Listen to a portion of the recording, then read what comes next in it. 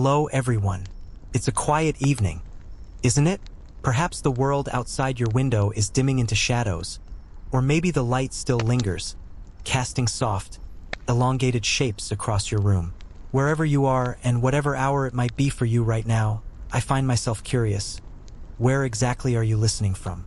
Which corner of this vast, endlessly unfolding world holds your quiet attention at this very moment? There's something oddly comforting in thinking that across miles and oceans, someone, somewhere, is sharing this small, suspended moment with me. And so we begin. Imagine, if you can, a man seated upon a heavy, carved throne. The wood beneath him is darkened with age and polish, worn smooth in places by generations of touch. His robes, deep crimson and trimmed with fur, cascade like liquid across the steps of the dais. A crown sits upon his head, too heavy perhaps, yet balanced with the precision of a practiced hand. It gleams faintly in the flickering torchlight, catching glimmers of gold and ruby, each gem a story, a promise, a silent witness to the kingdom he now oversees. This man, whose name echoes through halls and whispered corridors, is called a king. Yet to simply call him a king is to reduce a vast, impossible role into a single word. To be king is to live in layers of expectation, of danger, of indulgence, and of solitude. Consider the mornings of such a life. They are not merely moments of waking. They are ceremonies in themselves. A king does not simply rise. He is awakened. The steward or the chamberlain gently rouses him, announcing the hour with careful precision. For in the medieval mind, time itself is a precious commodity, a measure of not only days but of duty. The first light of day carries both relief and weight. Relief that he has survived another night without plot or poison undermining his rule, and weight because each day brings its burdens anew. Letters must be read, emissaries received, decisions made that could ripple across lands like sudden storms. And yet, the life of a king is not only the stern measure of duty. There is a strange intimacy to the privileges of the crown. The king walks corridors lined with tapestries so fine that each thread tells a story, not just of battles and victories, but of lineage, alliances, and betrayals long past. He smells the scent of waxed stone, of burning pine in the hearths, of perfumed pages in a library so vast that a lifetime could be spent wandering it and still not touch every secret it holds. He hears the quiet rustle of pages being turned by the librarian, the soft clatter of dishes in distant kitchens, the measured footsteps of guards who have learned to move like shadows. And in these small, seemingly insignificant moments, he senses the pulse of a kingdom that is both his and yet utterly beyond him. Power, however, is never a silent companion. Rumors creep like ivy along the walls of the court, whispers of betrayal, of alliances formed in the dark, of envoys who carry poison in silver caskets rather than messages in parchment. It is said that one king in a northern land, not unlike our imagined monarch, discovered a plot against him through the faintest trace of ink on a letter, a symbol misdrawn, a seal subtly altered. He acted with measured precision, as one might remove a pebble from a river before it disrupts the flow, and the conspirators vanished into the cold night. Stories such as these float endlessly in courtly conversation, half truth, half legend, and all a reminder that the throne, for all its luxury, is a precarious perch indeed. Yet there is wonder in it too. The feasts, for example, grand affairs with tables that seem to stretch forever, laden with roasted meats, spiced breads, exotic fruits brought from distant lands, and wines so rich they seem almost to hum with color and warmth.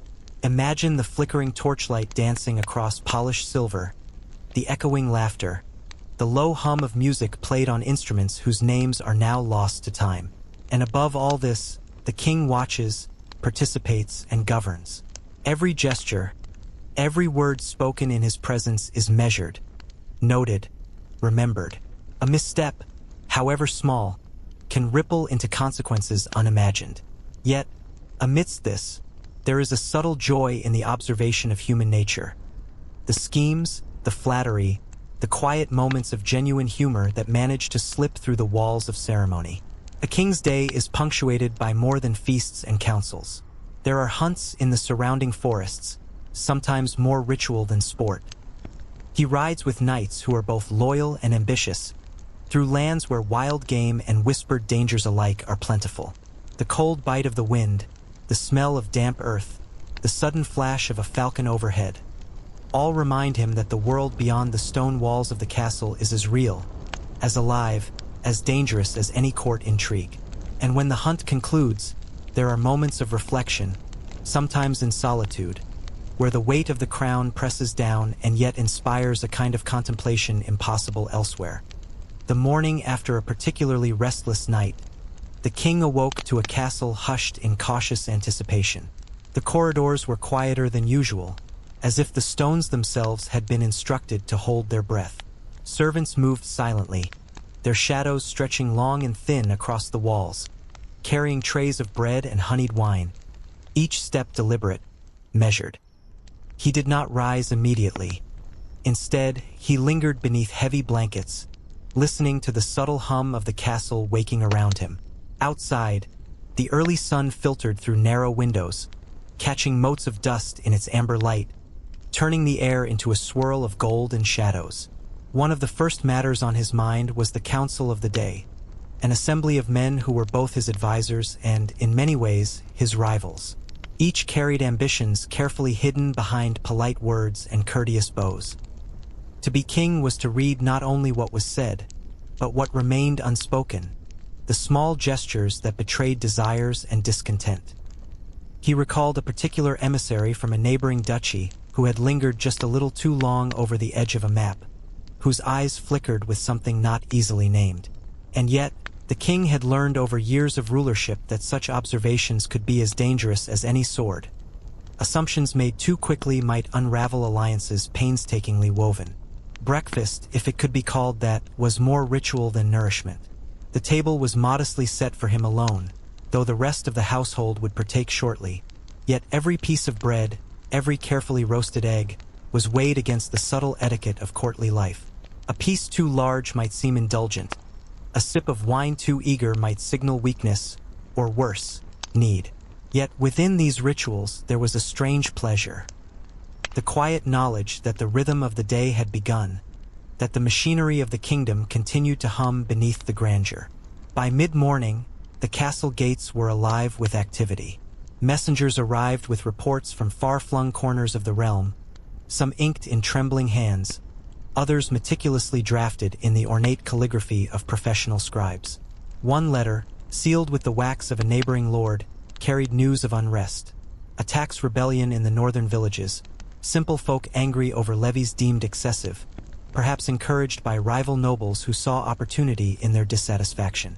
The king read the letter carefully, tracing the edges of the seal with his fingertip, feeling the weight of responsibility settle upon his shoulders. To send soldiers might quell the unrest quickly, but it might also spark deeper resentment. To ignore it could be interpreted as weakness. Every decision, he knew, was a thread in a web that could either strengthen his rule or unravel it entirely. In the afternoon, he walked the castle grounds. The gardens, meticulously maintained, were a riot of color, roses and lilies arranged in patterns that pleased the eye and, more importantly, conveyed status to visiting dignitaries. Birds flitted from tree to tree, their songs masking the whispers of courtiers who moved discreetly among the hedges. A particular rumor reached him as he strolled, a suggestion that one of his trusted knights might be plotting to marry into wealth and influence, subtly undermining loyalty with the promise of gain. The king smiled faintly.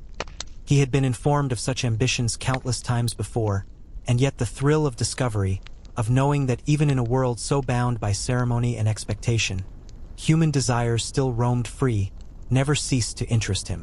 The evening brought news from distant lands. Couriers arrived, weary and dusty, bearing letters that spoke of alliances, betrayals, and occasional victories. One letter contained a subtle warning. A neighboring monarch, known for his charm and ruthlessness in equal measure, had been speaking ill of the king in quiet circles, insinuating weakness and inviting dissent. Such news might have unsettled a less seasoned ruler, but our king absorbed it with the calm of a man who understood that rumor, like fire, could either illuminate or consume, depending on how carefully it was managed. Dinner was a quieter affair than the grand feasts of the previous night. Candles flickered against the walls, casting long shadows over the polished wooden table. The king ate slowly, savoring flavors, listening more than speaking, for he understood that every word carried weight, and every silence carried meaning.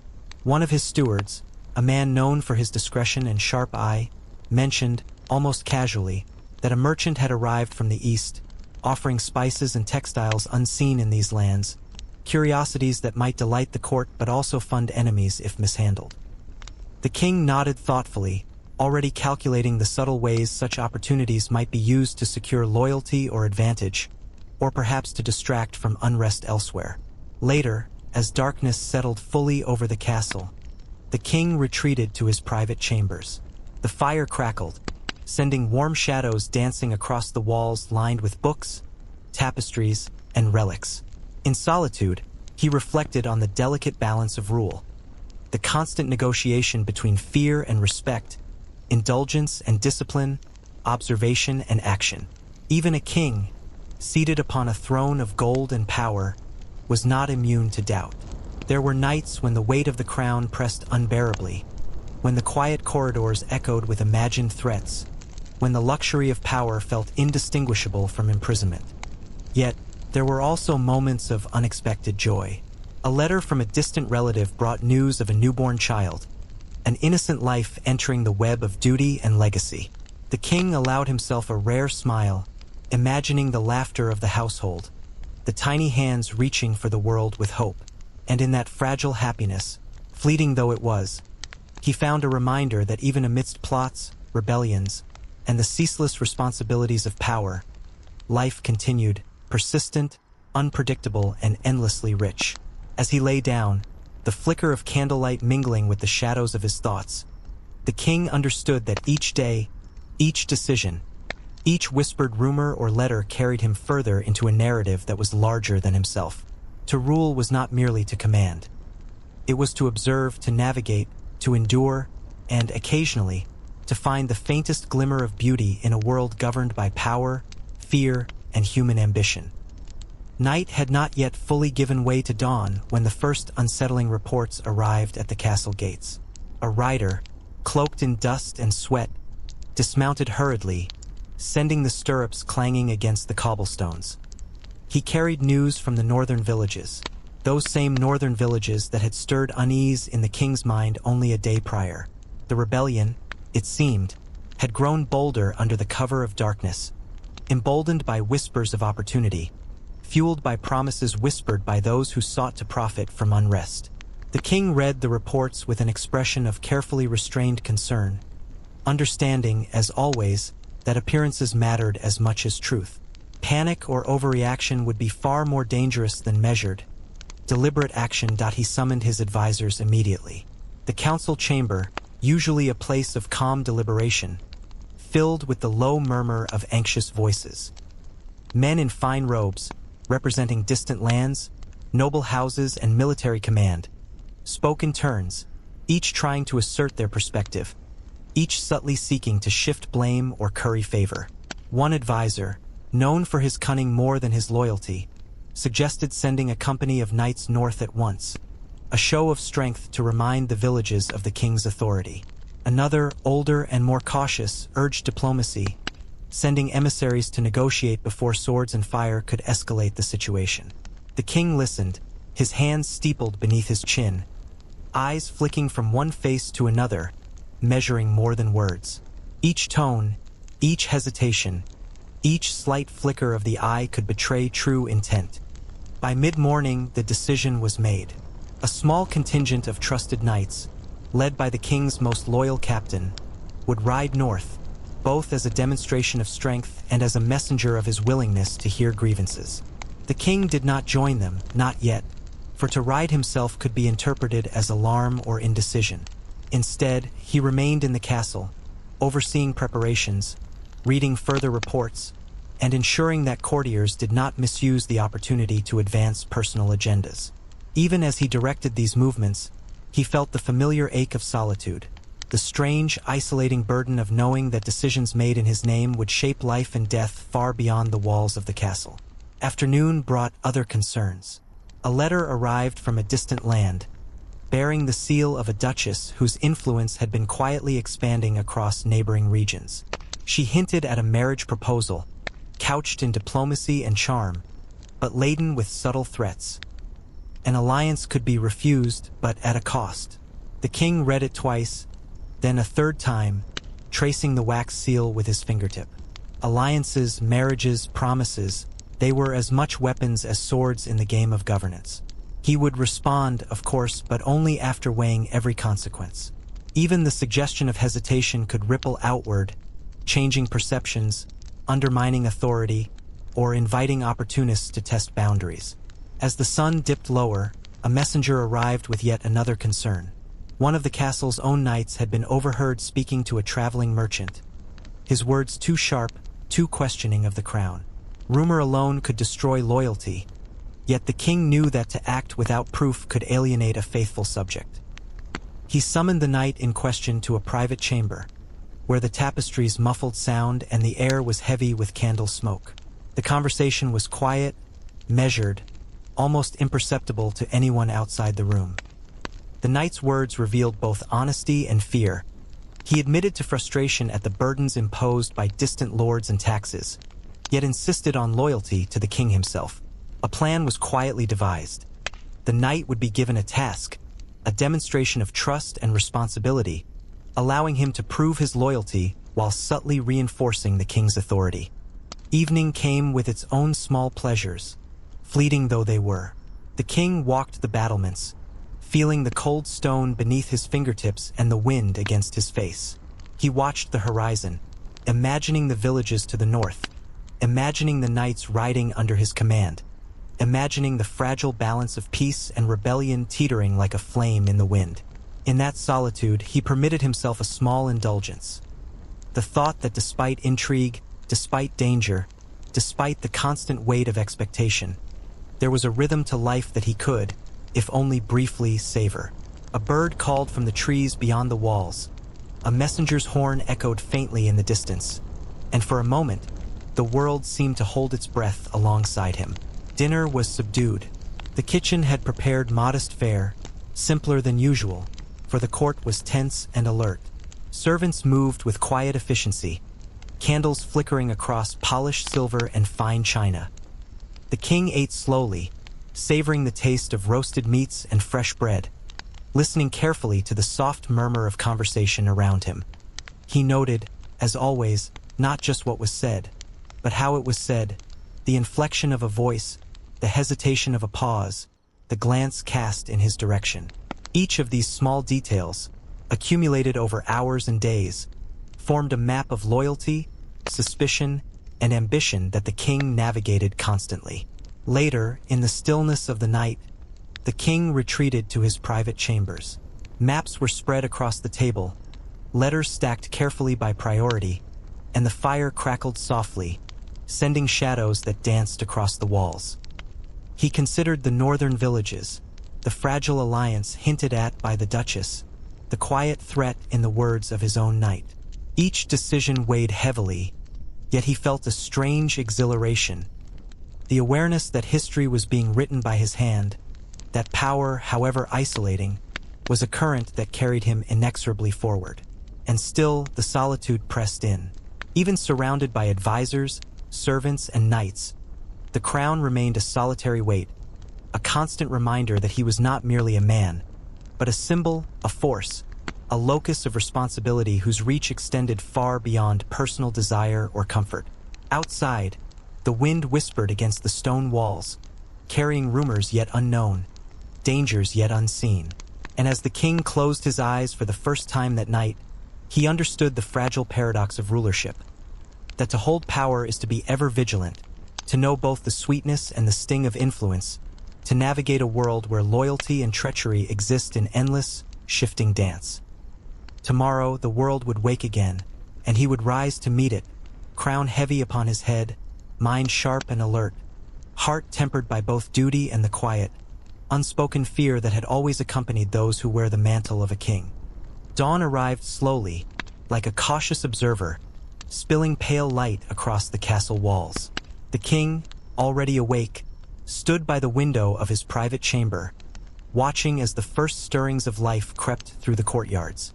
Couriers came and went, carrying messages both mundane and urgent, their horses stamping impatiently in the cold morning air. Even before the first meal, the day demanded attention. Reports from the north were more troubling than the night had suggested. A village had refused to meet the appointed emissaries, and a skirmish had broken out along the edges of the surrounding woods. The details were sparse, but the implication was clear. Unrest was growing, and with unrest, opportunity for enemies both near and far. The council gathered once more, the chamber buzzing with low murmurs and careful glances. Each advisor carried their own agenda, carefully hidden behind polite words and measured gestures. Some spoke of immediate military action, the deployment of troops to quell dissent and punish the troublemakers. Others argued for diplomacy, for subtle persuasion to avoid bloodshed and to maintain the loyalty of neighboring villages who might sympathize with the rebels. The king listened, absorbing not just the words, but the tone, the hesitation, the calculated pauses. To rule was to perceive what others tried to conceal, to see through the soft veils of flattery and fear. As the meeting concluded, a messenger arrived with news from distant lands.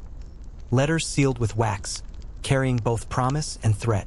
One, from a distant duchess, hinted again at the political advantage of marriage, but also suggested that refusal might invite subtle hostility.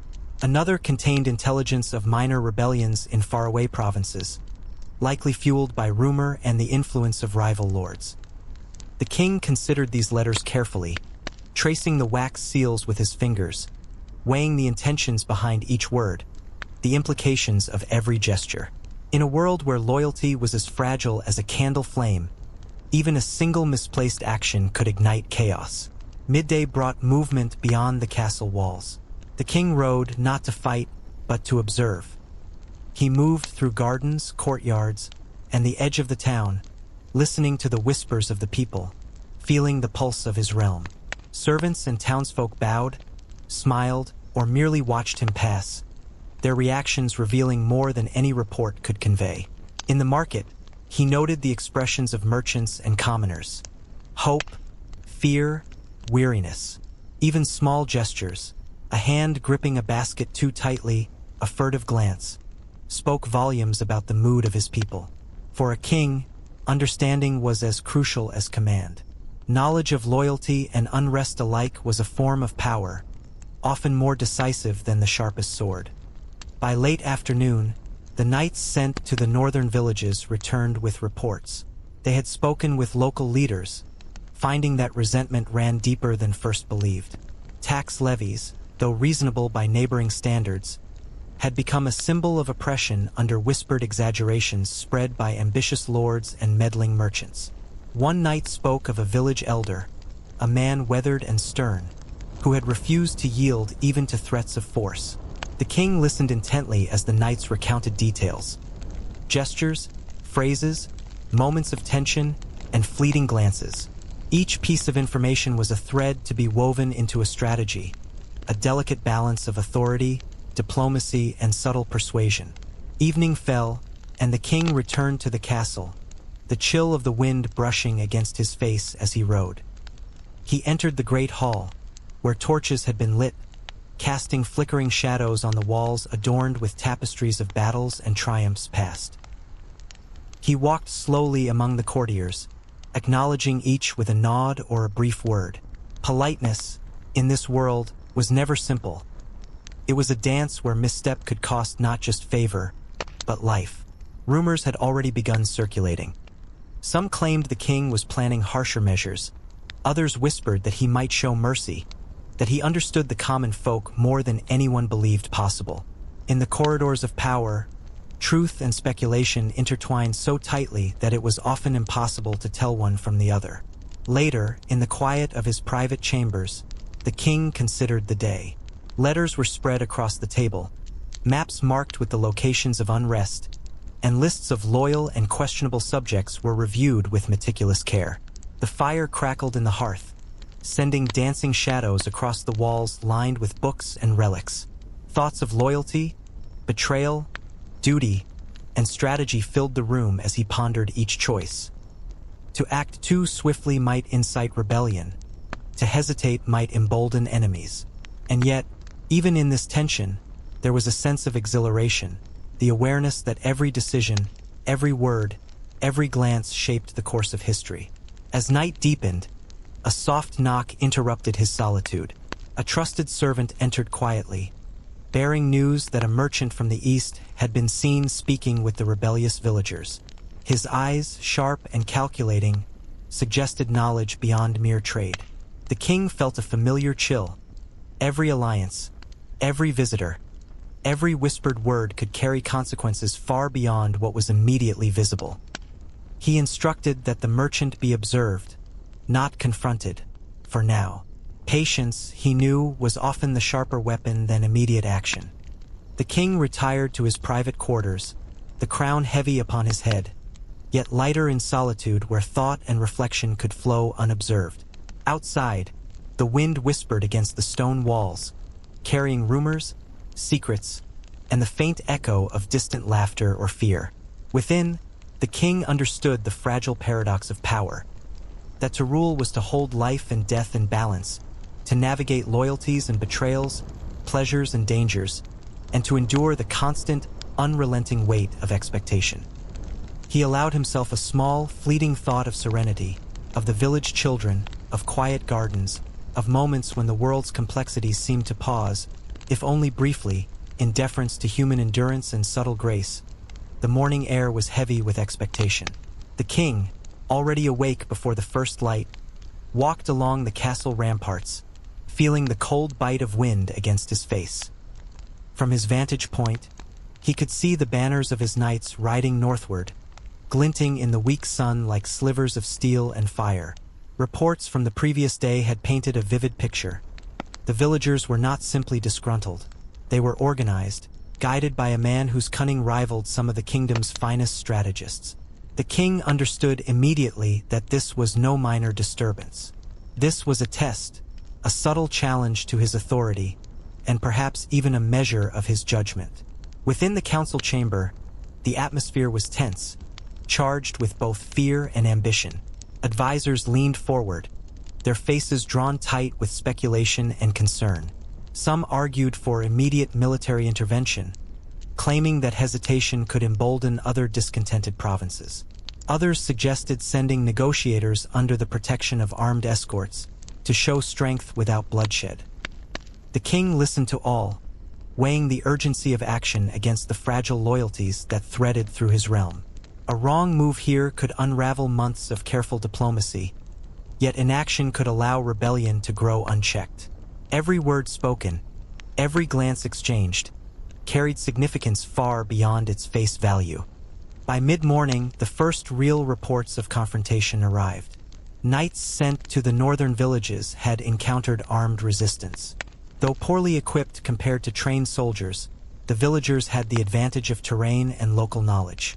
Skirmishes had erupted in the shadowed groves and along narrow riverbanks, where arrows flew unseen and hidden hands felled men with sharpened stakes.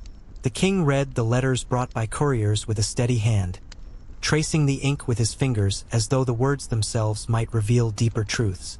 Each casualty, each misstep, each subtle defiance was noted, catalogued, and transformed into strategy. Despite the looming threat, the king understood the importance of perception. He rode briefly into the courtyards, observing knights and servants, acknowledging each with a nod or quiet word. Politeness, in this world, was never mere ceremony. It was a tool, a measure of command, a subtle signal of confidence and control. Rumors had already begun to circulate. Some claimed the king would order the burning of villages in retaliation. Others whispered that he would show mercy, understanding the underlying causes of unrest. In such times, truth and speculation intertwined so tightly that it was often impossible to tell one from the other. As afternoon approached, a more personal concern arrived. Letters from courtiers hinting at discontent within the castle itself. One, a trusted steward, suggested that some advisors were quietly undermining his orders, questioning his judgment before the nobles who might otherwise be loyal. Another mentioned a young scribe who had been seen delivering letters to unknown hands outside the castle walls. The king felt the familiar tightening in his chest, the acute awareness that power is not only challenged from afar, but also from within. Yet he remained calm, knowing that the appearance of composure, the careful weighing of decisions, could inspire loyalty and deter treachery alike. Outside the castle walls, the sounds of tension were tangible. Couriers raced along the cobblestones, their horses straining against the reins. Farmers brought word of disturbances near the river, where a small contingent of villagers had set up crude barricades, armed with farming tools sharpened into weapons. Knights rode cautiously, probing defenses, their banners fluttering as both warning and signal. The king studied these reports meticulously, tracing every movement, every skirmish, every whispered plan. Strategy, he knew, was a living thing, shifting with each heartbeat, each choice, each misstep by friend or foe. Evening fell, and with it came a temporary lull. The fires in the great hall crackled softly, illuminating tapestries that depicted centuries of lineage and conquest. The king walked among his closest advisors, his mind a torrent of possibilities and contingencies. One advisor suggested an immediate strike at the villages, the destruction of morale through force, while another urged patience, proposing to exploit divisions among the villagers themselves. A silent tension hung in the air, punctuated by the subtle scratching of quills and the occasional creak of the wooden floor beneath boots. Every decision carried weight, every hesitation risked escalation, and every action could shift the delicate balance of loyalty and rebellion. Later, in the quiet of his private chambers, the king allowed himself a moment of reflection. Maps were spread across the table, letters stacked in meticulous order, and reports from scouts and knights were reviewed once more. The fire crackled, sending dancing shadows across the walls lined with books and relics. Even in solitude, the weight of leadership pressed heavily upon him, a crown not merely of gold, but of endless decisions, responsibilities, and the constant awareness that each choice might ripple through history.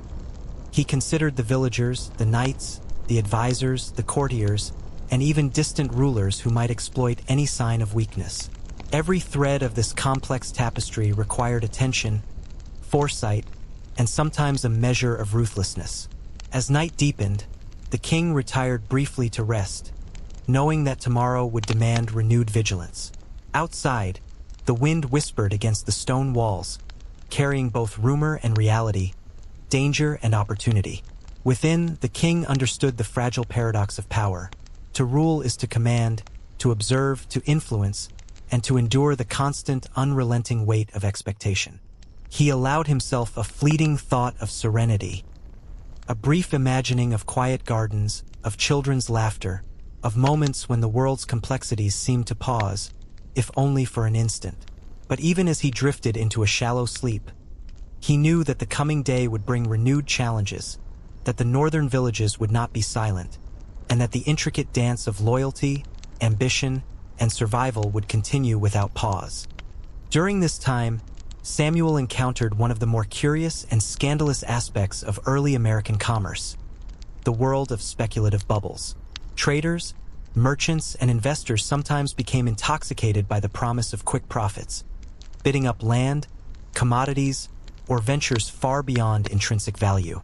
Samuel watched these developments with both fascination and caution. He occasionally participated, but always with restraint, analyzing the underlying forces driving speculation and preparing exit strategies long before others recognized the dangers. His reputation for discernment grew, and he became a figure whom some sought for advice while others quietly feared his judgment. It was also in these years that Samuel began to accumulate wealth at a scale that allowed him to dream of true financial independence. He could hire managers to oversee operations, delegate daily tasks, and focus on strategy and expansion. He began to understand the subtle difference between wealth earned through labor and wealth multiplied through systems, networks, and foresight.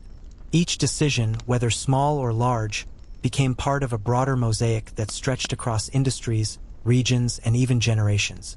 Despite his growing fortune, Samuel remained grounded in habits that had defined him from youth. Meticulous record-keeping, careful observation, and constant reflection.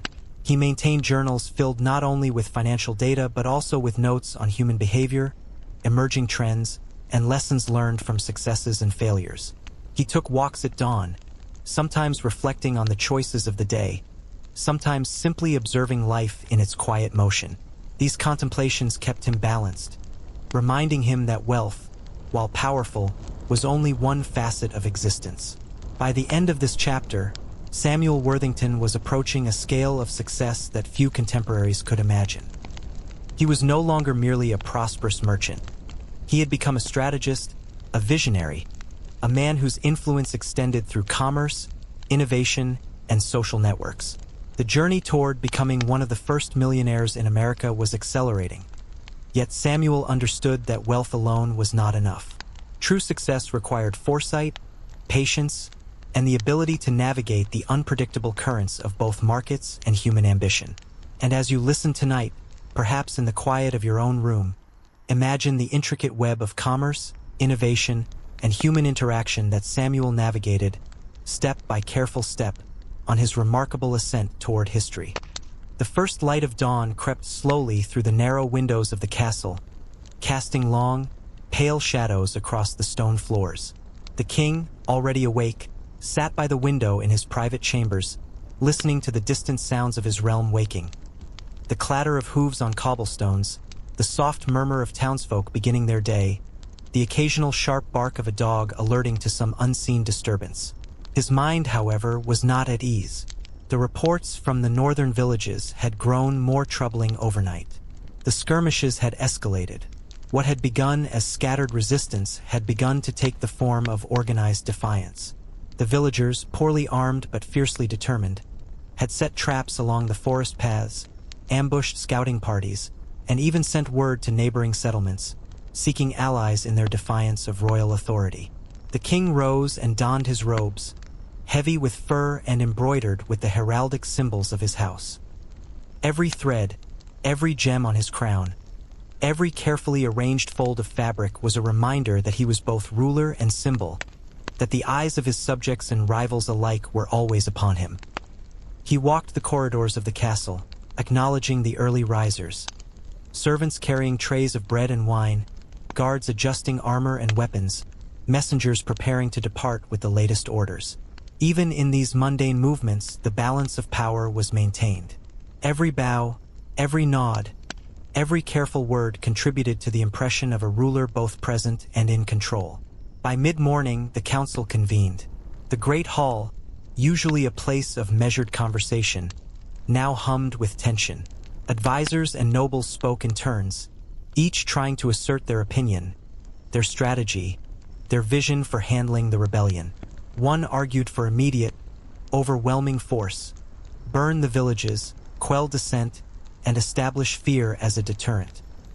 Another urged restraint, emphasizing the importance of winning hearts rather than merely crushing resistance, reminding the king that tyranny could inspire vengeance long after the immediate threat was gone. The king listened with steady patience, his fingers steepled beneath his chin, eyes flicking from one face to another, reading subtle cues in posture, tone, and expression. Every suggestion, every hesitation, every hidden agenda had to be considered, weighed, and anticipated. While the council debated, reports continued to arrive. Couriers brought news of a particularly daring attack. A small group of villagers had captured a supply wagon, turning it into both a shield and a message of defiance. The king studied the report carefully, noting the details, the number of villagers involved, their apparent tactics, the casualties among his knights. He could feel the weight of responsibility pressing down, a tangible reminder that every decision he made could cost lives, reshape loyalty, and alter the perception of his authority. And yet, amidst this tension, there was a sense of exhilaration, the awareness that the currents of history flowed beneath his decisions, that the fate of his kingdom rested, for better or worse, in his hands. Afternoon brought further complications.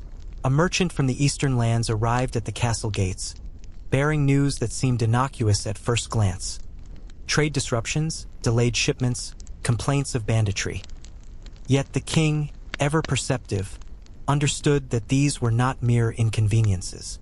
Every disruption in trade, every rumor of unrest, could be leveraged by rivals both within and outside the kingdom. The merchant, eager for favor, provided information that hinted at secret meetings between northern villagers and neighboring lords, suggesting that the rebellion might be part of a broader network of opposition. The king listened intently, filing away each detail, knowing that subtle manipulation, careful observation, and measured response were more potent weapons than any blade or bow. By late afternoon, the tension reached the castle walls. Scouts returned with detailed accounts. Villagers had prepared barricades, set traps along the forest paths, and even attempted to intercept reinforcements. The knights rode cautiously, navigating the obstacles with skill, yet aware that any misstep could be disastrous. The king studied their reports, tracing paths and movements on his maps, contemplating strategies that balanced force with diplomacy, aggression with caution. He understood that the rebellion was not merely a threat to resources or authority. It was a test of perception, of judgment, of the ability to maintain control in a world where loyalty and fear were as fragile as autumn leaves. Evening brought quiet, but not peace. The king walked the battlements, feeling the cold stone beneath his hands and the wind cutting across his face. From this height, he observed the distant villages, imagining the flicker of torches in homes and the movement of people, imagining the intricate dance of fear, hope, and resistance that played out beyond the walls. Courtiers whispered rumors in the great hall, that some knights might secretly sympathize with the rebels, that one advisor might be plotting to advance personal gain by suggesting overly harsh measures, that foreign powers might be watching carefully, waiting for opportunity. The king absorbed these whispers as he always did, knowing that perception could be as powerful as any sword, that knowledge, even if uncertain, was a form of leverage. As night deepened, he retreated to his private chambers, maps spread across the table, letters stacked in precise order. Firelight flickered across walls lined with relics, books, and tapestries depicting centuries of lineage. Even in solitude, the crown pressed heavily upon his head, reminding him of the constant vigilance required of a ruler. He allowed himself a brief thought of the children in the castle gardens, of moments when life's simplicity offered respite from the unending complexity of governance. Yet he knew that tomorrow would bring renewed challenges, that the northern rebellion would continue, that whispers at court would not cease, and that the intricate dance of loyalty, ambition, and survival would demand every measure of his intellect, patience, and resolve. The first light of dawn barely pierced the heavy clouds as the king received word that the skirmishes in the northern villages had escalated into full confrontations. Scouts reported that the villagers had grown bolder, no longer merely defending themselves but actively seeking to challenge the knights dispatched in the morning. The king, standing in his private chambers with maps and letters spread before him, felt the weight of responsibility press heavier than ever. Every decision, every command, every strategy would be judged not just by the lives it saved or took, but by the fragile perception of authority it maintained. He called the council at once. The great hall was tense, filled with murmurs and the soft rustle of robes as advisors took their seats. The king's eyes swept over them, measuring reactions, reading hidden motives. Some faces were calm, almost too calm, while others betrayed anxiety beneath layers of cultivated composure. The discussion was immediate and urgent. The northern villages, though poorly armed, had been reinforced by neighboring settlements, some loyal, others opportunistic. Their traps had slowed the knights, and the terrain, a mixture of dense forest and marshy riverbanks, favored defenders. One advisor suggested immediate retaliation with full military force, while another cautioned restraint, arguing that heavy-handed action could turn minor dissent into widespread rebellion. The king listened quietly, steepling his fingers, weighing each word with meticulous care. He had learned long ago that a ruler's power was measured not only by strength but by perception, by the ability to navigate both loyalty and fear. Every suggestion carried potential pitfalls. To strike too harshly could incite vengeance. To hesitate might embolden rebels and weaken the kingdom's image. Even the slightest misstep in judgment could ripple outward, affecting not only the northern villages but alliances across the realm. By mid-morning, reports from the scouts arrived in more detail. They described ambushes along forest paths, hidden stakes and pits that had injured several knights, and villagers using every natural advantage to defend their homes. Despite the knights' training and valor, the insurgents' knowledge of the terrain gave them a crucial advantage. The king examined the maps, tracing potential routes, predicting movement, considering contingencies. He realized that victory would require more than brute force. It would require careful strategy, patience, and an understanding of human nature as much as military skill. As the day wore on, the king rode briefly to the castle's outer walls, observing the northern approaches through the telescope of his mind as much as his eyes. The forests loomed dark and dense, hiding not just paths and ambushes but whispers of resistance. Couriers arrived continually, bringing news of small victories and losses alike, each to be weighed and catalogued. The king noted not only the tactical details but the morale of his knights, the discipline of his advisors, and the subtle changes in the villagers' responses. Leadership, he knew, was a web of observation, decision, and subtle manipulation, each thread delicate and yet critical. Evening approached, and the first real reports of casualties reached the king. Though not disastrous, the news was sobering. Several knights had fallen to hidden traps, and the villagers, emboldened, had managed to capture supplies intended for the royal forces. The king allowed himself a rare moment of reflection, walking the battlements alone, feeling the cold stone beneath his fingers, listening to the wind whispering against the walls. The weight of command, of responsibility, of expectation pressed upon him more heavily than any crown could. Yet within this weight, there was a strange exhilaration, the knowledge that he was actively shaping the course of events, that his decisions carried life and death, loyalty and fear, consequence and legacy. Later, in the quiet of his private chambers, the king considered the full implications of the day.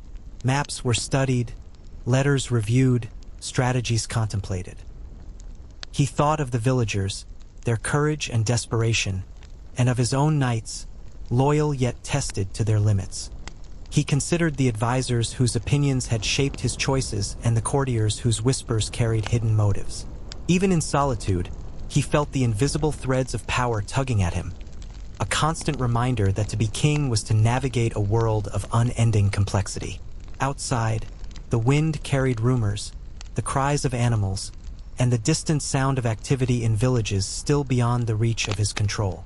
Within, the king allowed himself a brief, almost imperceptible moment of calm, knowing that tomorrow would demand renewed vigilance, renewed strategy, and renewed courage. The morning air was damp and thick, lingering with the faint scent of smoke from fires set during the previous day's skirmishes. The king, already awake, walked along the ramparts of his castle, peering into the dense forests to the north. From this vantage, the villages seemed deceptively calm, but he knew better. The rebellion had grown bolder, and the terrain, shadowed groves, hidden paths, marshy riverbanks, favored those defending their homes. His scouts had returned with reports that the villagers were now coordinating more systematically, signaling with horns and fires, moving supplies stealthily, and even recruiting sympathetic neighbors. The king's hand rested on the hilt of his ceremonial sword, a symbol of authority, as he considered the weight of each decision. Inside the castle, the council gathered once more. The atmosphere was taut with urgency. Advisors whispered among themselves before addressing the king, their faces a careful mask of loyalty mixed with ambition.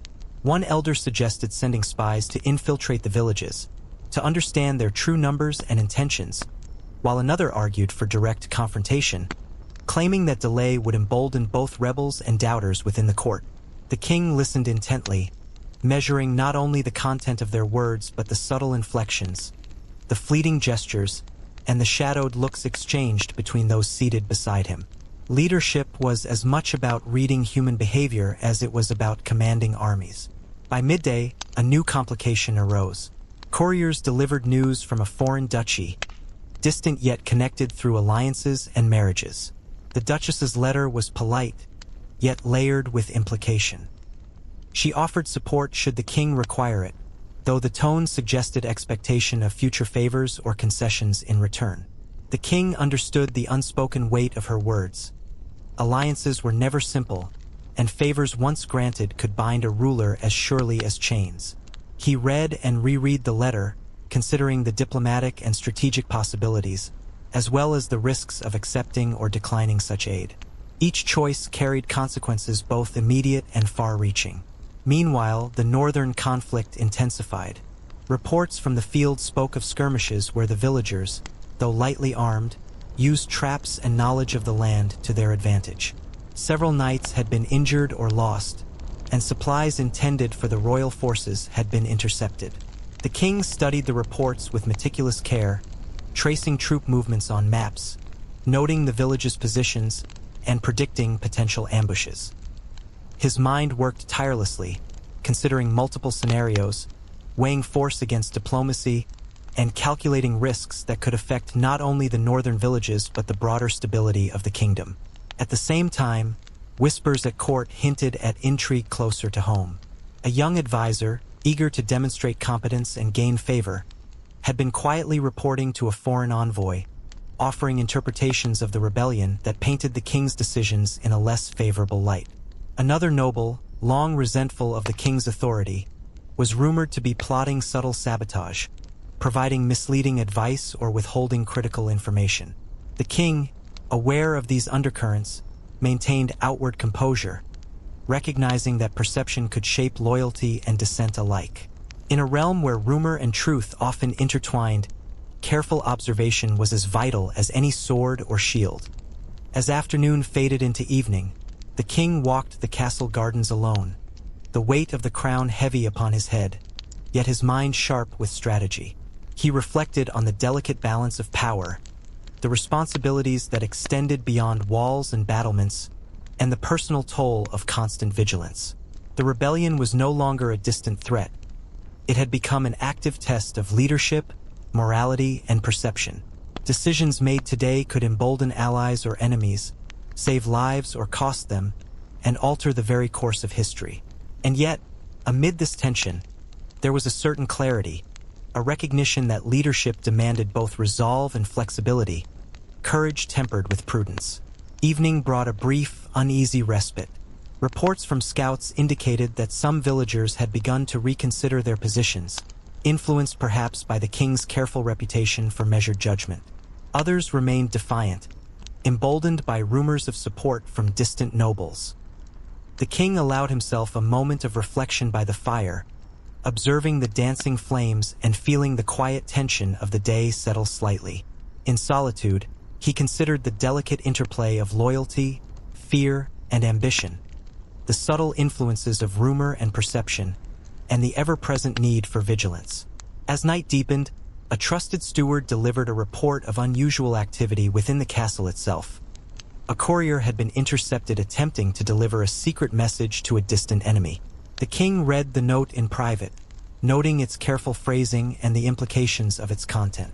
Even within the walls of his own fortress, danger and intrigue existed, often invisible to all but the most watchful eyes. He issued silent instructions, ensuring that the matter would be addressed discreetly, reinforcing his authority while avoiding unnecessary alarm. Outside, the wind whispered against the stone walls, carrying the faint echo of distant fires and the restless murmur of villages. Within, the king lay awake, contemplating the intricate web of duty, loyalty, ambition, and strategy that defined his life. Tomorrow would bring renewed challenges, renewed skirmishes, and renewed tests of judgment. But for now, he allowed himself the faintest sense of calm, knowing that vigilance, patience, and discernment were the true tools of a ruler. The northern dawn arrived with a chill that seemed to seep through stone and timber alike. The king, awake before the first light, paced his private chambers, studying the maps and reports spread across his desk. Overnight, the rebellion had grown bolder. Villagers had coordinated larger groups, moving supplies more efficiently, setting additional traps, and challenging patrols with increasing frequency.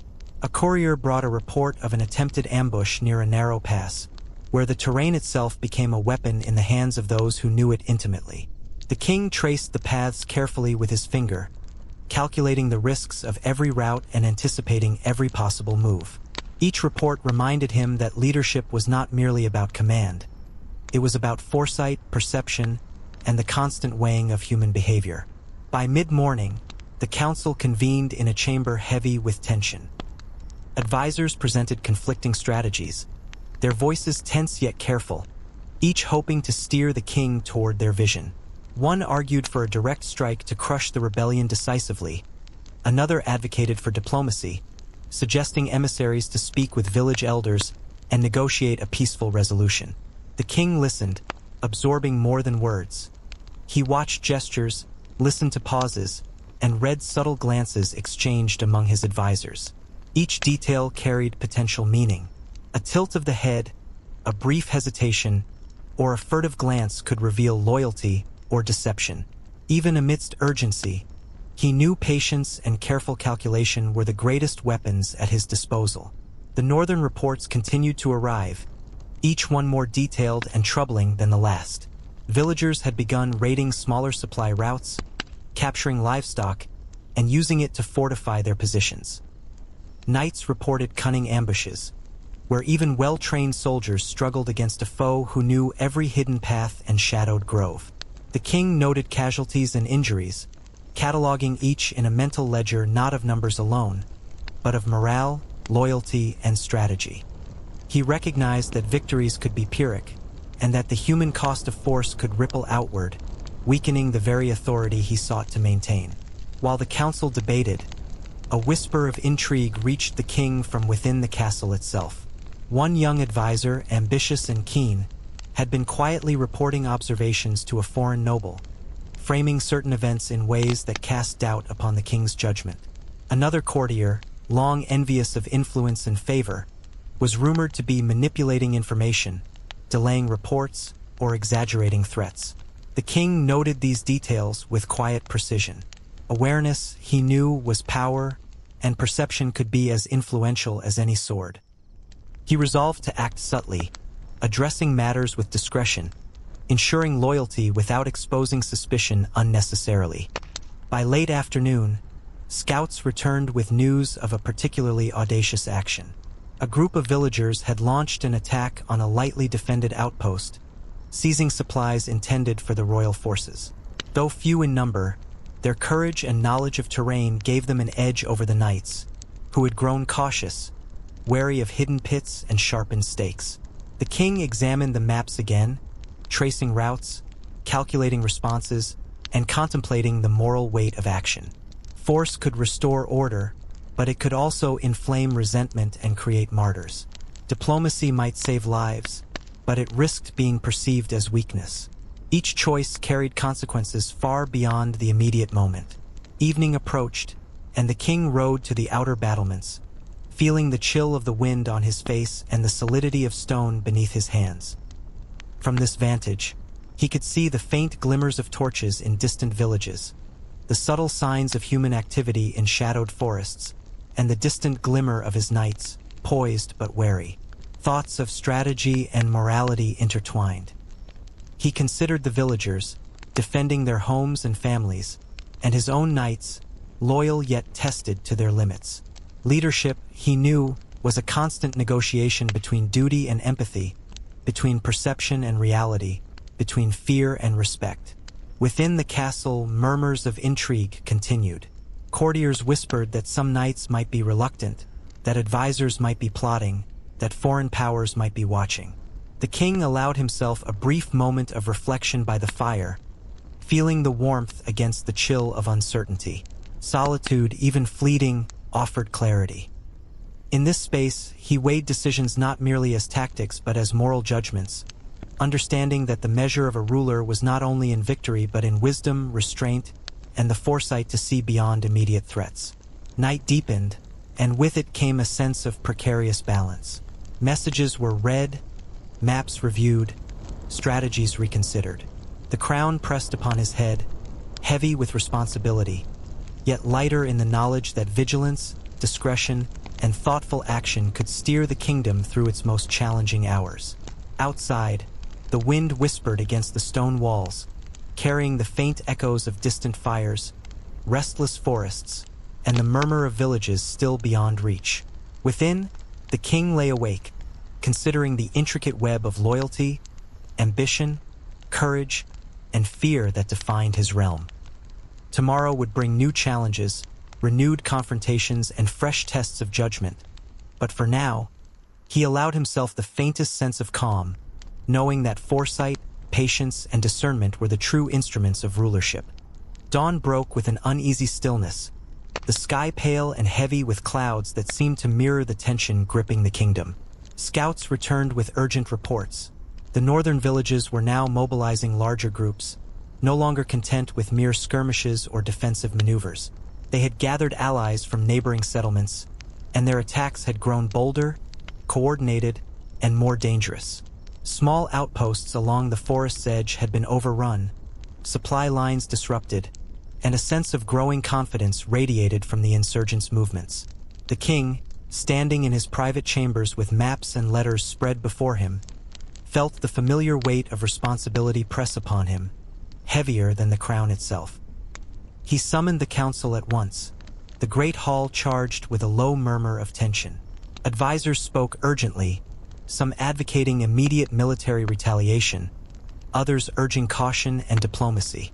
One elder suggested dividing the forces, a strong contingent to demonstrate royal authority, while another group attempted negotiation, appealing to the villagers' loyalty and fear of outside repercussions. Another advisor, ambitious and cunning, quietly argued that the rebellion presented an opportunity to weaken rival noble houses who might be quietly supporting the insurgents. The king listened carefully, weighing each word, observing subtle glances, gestures, and changes in posture. Leadership, he knew, was as much about reading intentions and perception as it was about giving commands. By mid-morning, reports arrived from the field, describing skirmishes that had turned violent. Knights, though well-trained and disciplined, struggled against villagers who knew every hidden path and ambush point. Traps claimed casualties, and supplies meant for the royal forces had been captured or destroyed. The king reviewed the reports meticulously, tracing troop movements on maps, calculating risks, and considering responses. Every choice was fraught with consequence. A rash attack could cost lives and inflame resentment. Inaction could be interpreted as weakness, inviting further rebellion. His mind moved rapidly, contemplating not only strategy but the moral weight of his decisions, knowing that the judgment of history would weigh every act. Within the castle, the atmosphere was no less charged. Whispers of intrigue circulated among the courtiers. One young advisor, ambitious and reckless, had been secretly sharing selective information with foreign envoys, subtly casting doubt upon the king's judgment. Another noble, resentful of his position, had been withholding reports of minor successes, exaggerating the severity of setbacks to undermine the king's confidence. The king, aware of these undercurrents, maintained composure, knowing that overt action could create unnecessary paranoia, while subtle, measured steps could reinforce loyalty and deter deception. Observation, patience, and discretion were as vital to survival as any sword or shield.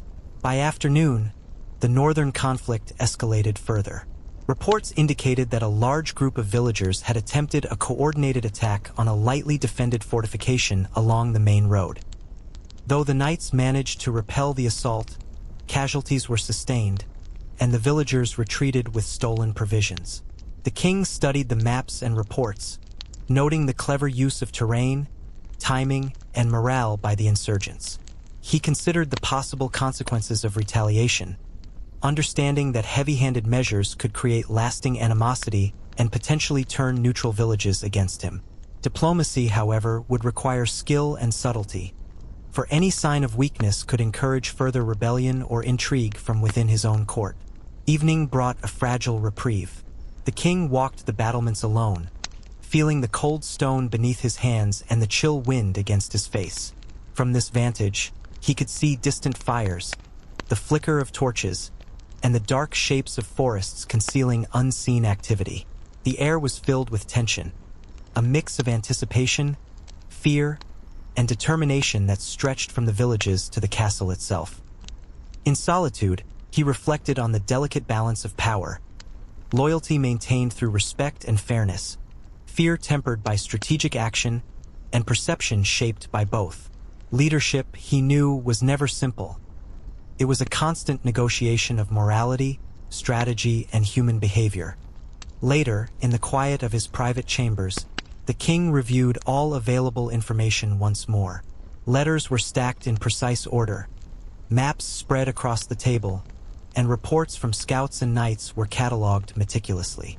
He considered not only the Northern Rebellion but also the subtle threats within his court, the ambitions of foreign powers, and the consequences of each potential decision. Even in solitude, he felt the weight of responsibility, knowing that each choice could reverberate far beyond the immediate moment.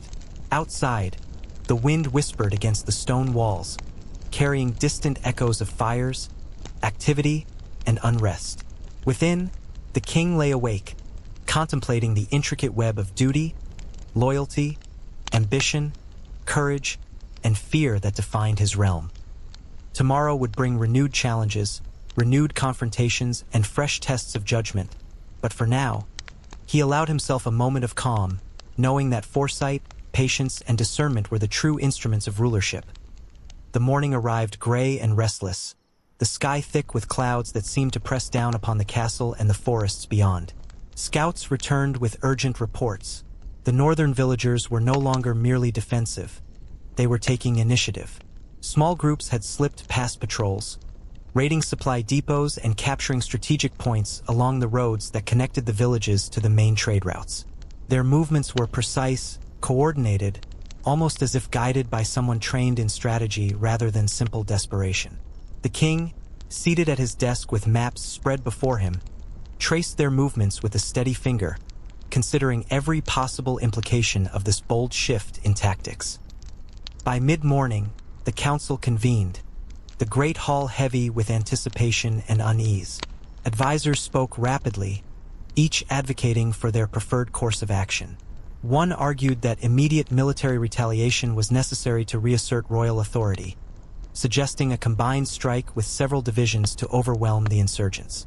Another cautioned against rash action, emphasizing diplomacy, proposing that envoys meet with village elders to negotiate and reduce bloodshed. A third suggested a combination, deploying a show of force while simultaneously offering terms that might sway neutral villages to the king's side. The king listened attentively, not merely to words but to the subtle inflections, gestures, and fleeting expressions that could reveal hidden motives.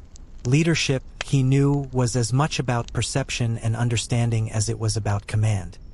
Reports from the northern front were increasingly detailed and disturbing. Villagers had set clever ambushes, turning narrow passes and dense forests into traps. Knights, though highly trained, found themselves vulnerable to simple but effective tactics. Some supply wagons were lost, and several minor outposts had been temporarily overrun. Yet even amidst setbacks, the king noted signs of discipline and restraint among his forces, evidence that training and loyalty could withstand pressure if properly managed. The king considered all variables carefully: the moral cost of harsh retaliation, the potential spread of rebellion if left unchecked, and the delicate balance between fear and respect in maintaining authority. Meanwhile, intrigue at the castle intensified. Courtiers whispered that a young advisor had been secretly corresponding with a foreign noble, framing events to cast doubt on the king's decisions. Another noble, long envious of influence, was suspected of withholding crucial intelligence, exaggerating threats, and subtly undermining the king's authority. The king, aware of these undercurrents, exercised patience and discretion, addressing matters subtly to preserve loyalty while deterring deception.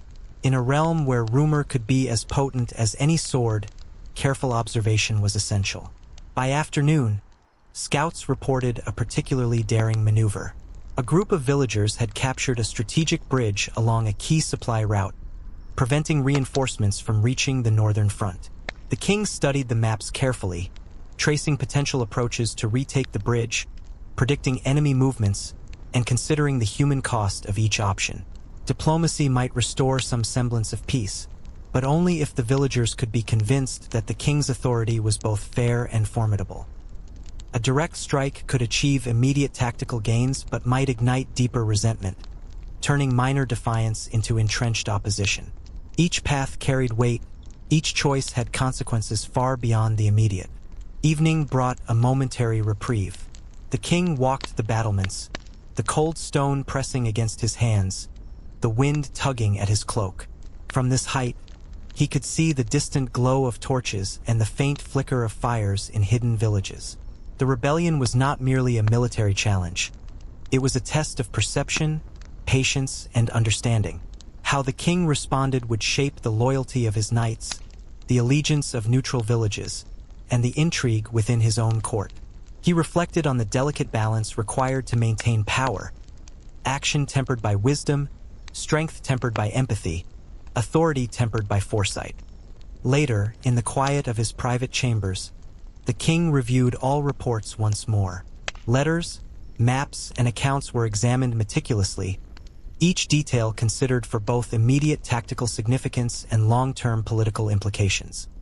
He thought of the villagers, defending their homes with courage and cunning, and of his knights, loyal yet tested to their limits. He pondered the subtle threats within his own court, the ambitions of foreign powers, and the moral implications of each decision. Even in solitude, the crown weighed heavily, a reminder that rulership demanded vigilance, patience, and discernment. Outside, the wind whispered against the stone walls, carrying distant echoes of unrest and movement. Within, the king lay awake, contemplating the intricate web of duty, loyalty, ambition, courage, and fear that defined his realm. Tomorrow would bring renewed challenges, fresh confrontations, and critical decisions that would shape not only the immediate conflict but the enduring legacy of his reign. The dawn arrived gray and uncertain, casting a muted light over the castle and the forests beyond. Scouts returned with troubling news. The northern villagers had adopted an increasingly sophisticated approach. They had established hidden supply caches, coordinated raids to cut off reinforcements, and even attempted small diversions to draw the royal forces into traps. Their knowledge of the land gave them a distinct advantage, and their confidence seemed to grow with each small success. The king, seated at his desk with maps and letters carefully arranged, traced their movements with measured attention, considering the implications of each maneuver. Every decision he made could shift the balance of loyalty, fear, and control in the kingdom. By mid-morning, the council assembled once more, the great hall tense with anticipation. Advisors presented varying strategies, each cloaked in the veneer of loyalty but motivated by ambition. One suggested a decisive strike to crush the rebellion once and for all, proposing a coordinated attack with multiple divisions to overwhelm the insurgents. Another advocated for diplomacy, urging envoys to negotiate with village leaders and offer concessions to prevent further bloodshed. A third, more cunning voice argued for deception. Feign weakness to lure the villagers into a vulnerable position, then strike with overwhelming force. The king listened with patience, observing not only the arguments but also subtle cues. A nervous glance, a hesitation, a smirk barely concealed. Every gesture could indicate loyalty, fear, or treachery, and he weighed them all carefully. Reports from the northern front were increasingly complex. Villagers had executed a daring night raid, capturing supplies intended for the royal army and sabotaging a minor outpost. Knights returned with accounts of hidden pitfalls, camouflaged pits, and traps designed to slow and confuse. The king studied each report meticulously, tracing every movement on his maps, considering alternate routes, and planning contingencies.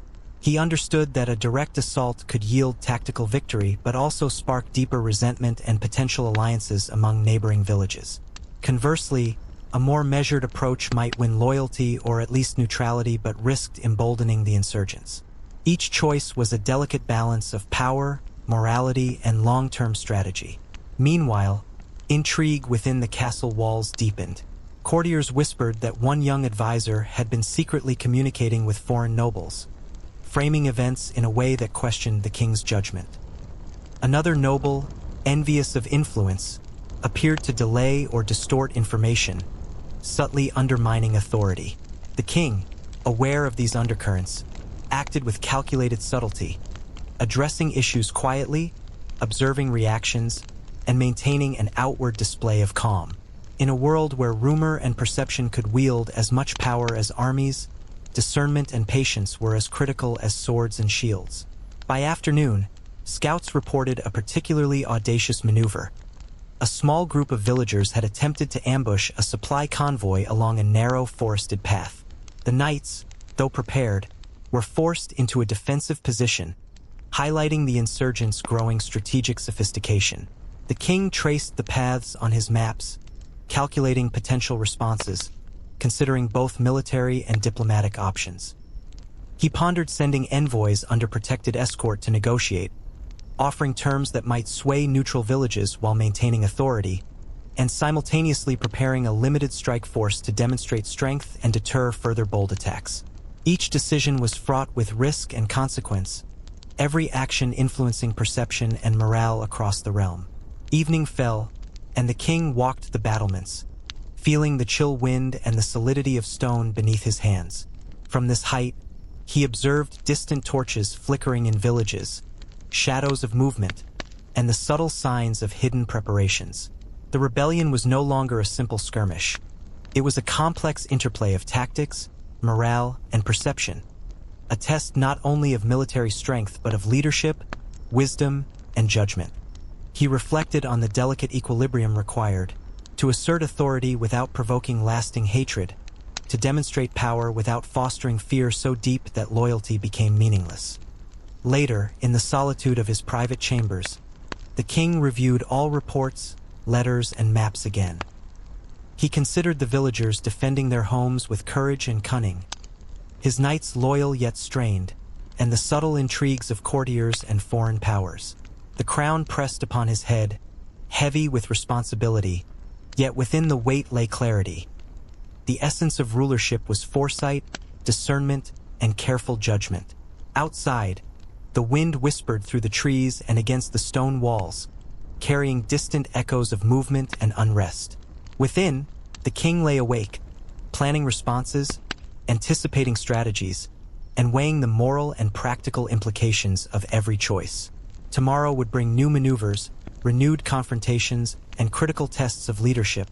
Yet for now, he allowed himself the smallest measure of calm, knowing vigilance and careful strategy were the true instruments of power. The morning broke pale and uncertain, the sky a muted gray, as if reflecting the tension that had settled across the kingdom.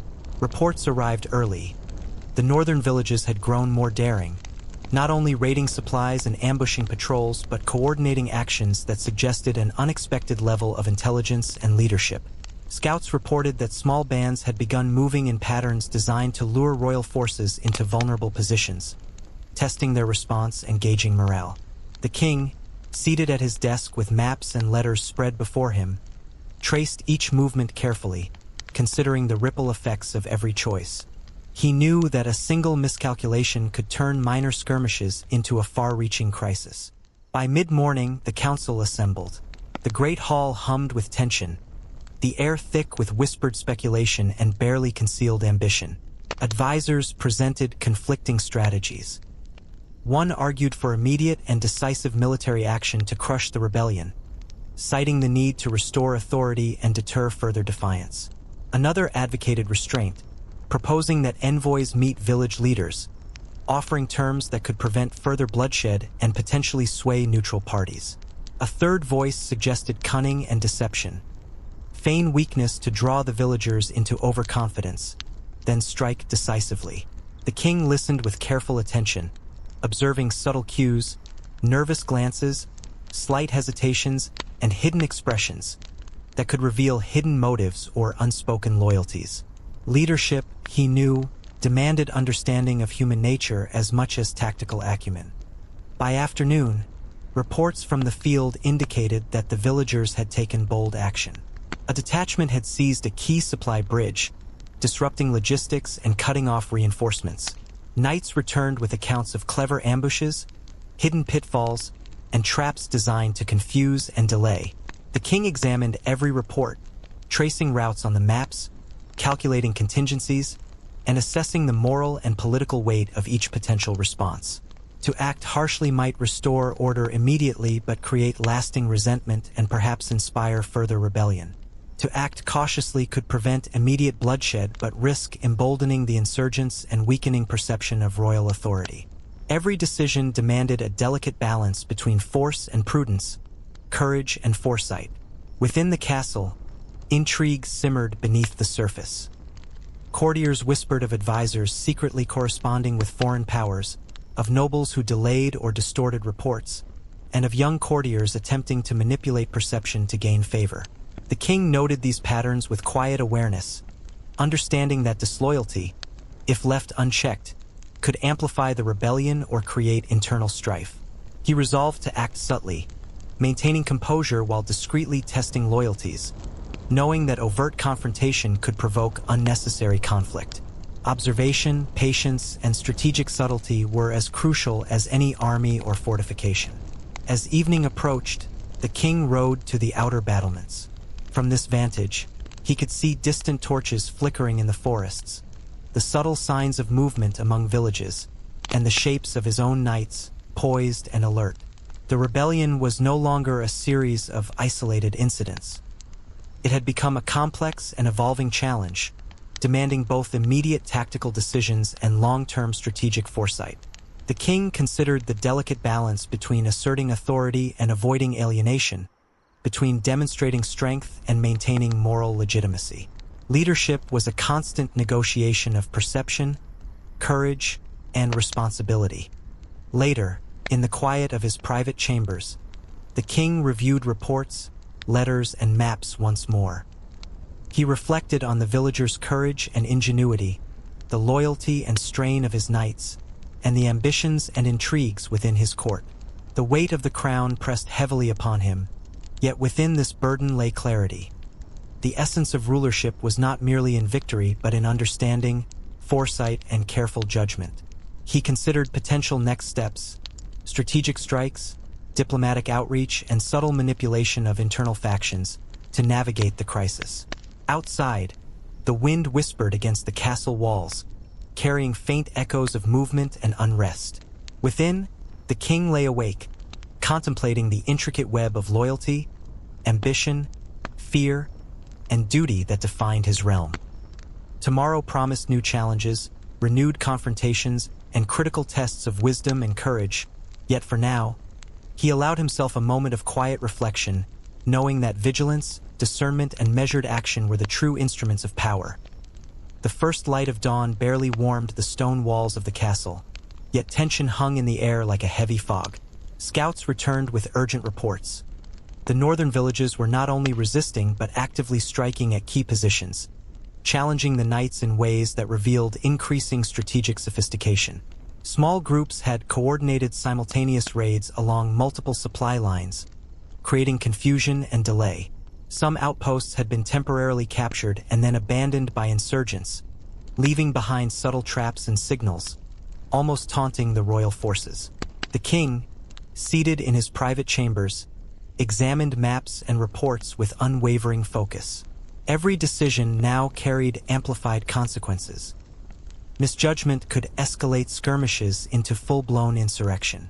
By mid-morning, the council convened, the great hall tense with a mixture of urgency and underlying suspicion. Advisors spoke in rapid succession, each advocating for their preferred course of action.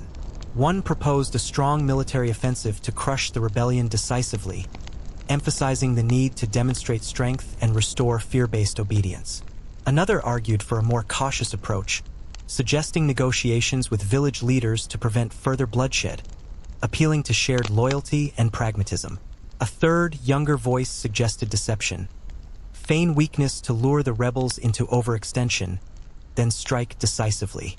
The king listened attentively, observing not only the spoken words but subtle cues, micro-expressions, body language, the nervous glance exchanged between allies and rivals. Leadership, he knew, was as much about perception and understanding as it was about orders and strategy. Meanwhile, unrest was brewing within the castle itself. Whispers circulated of disloyal advisors and nobles exploiting the crisis for personal gain. A young courtier was rumored to have passed selective intelligence to foreign envoys, subtly framing events to challenge the king's decisions.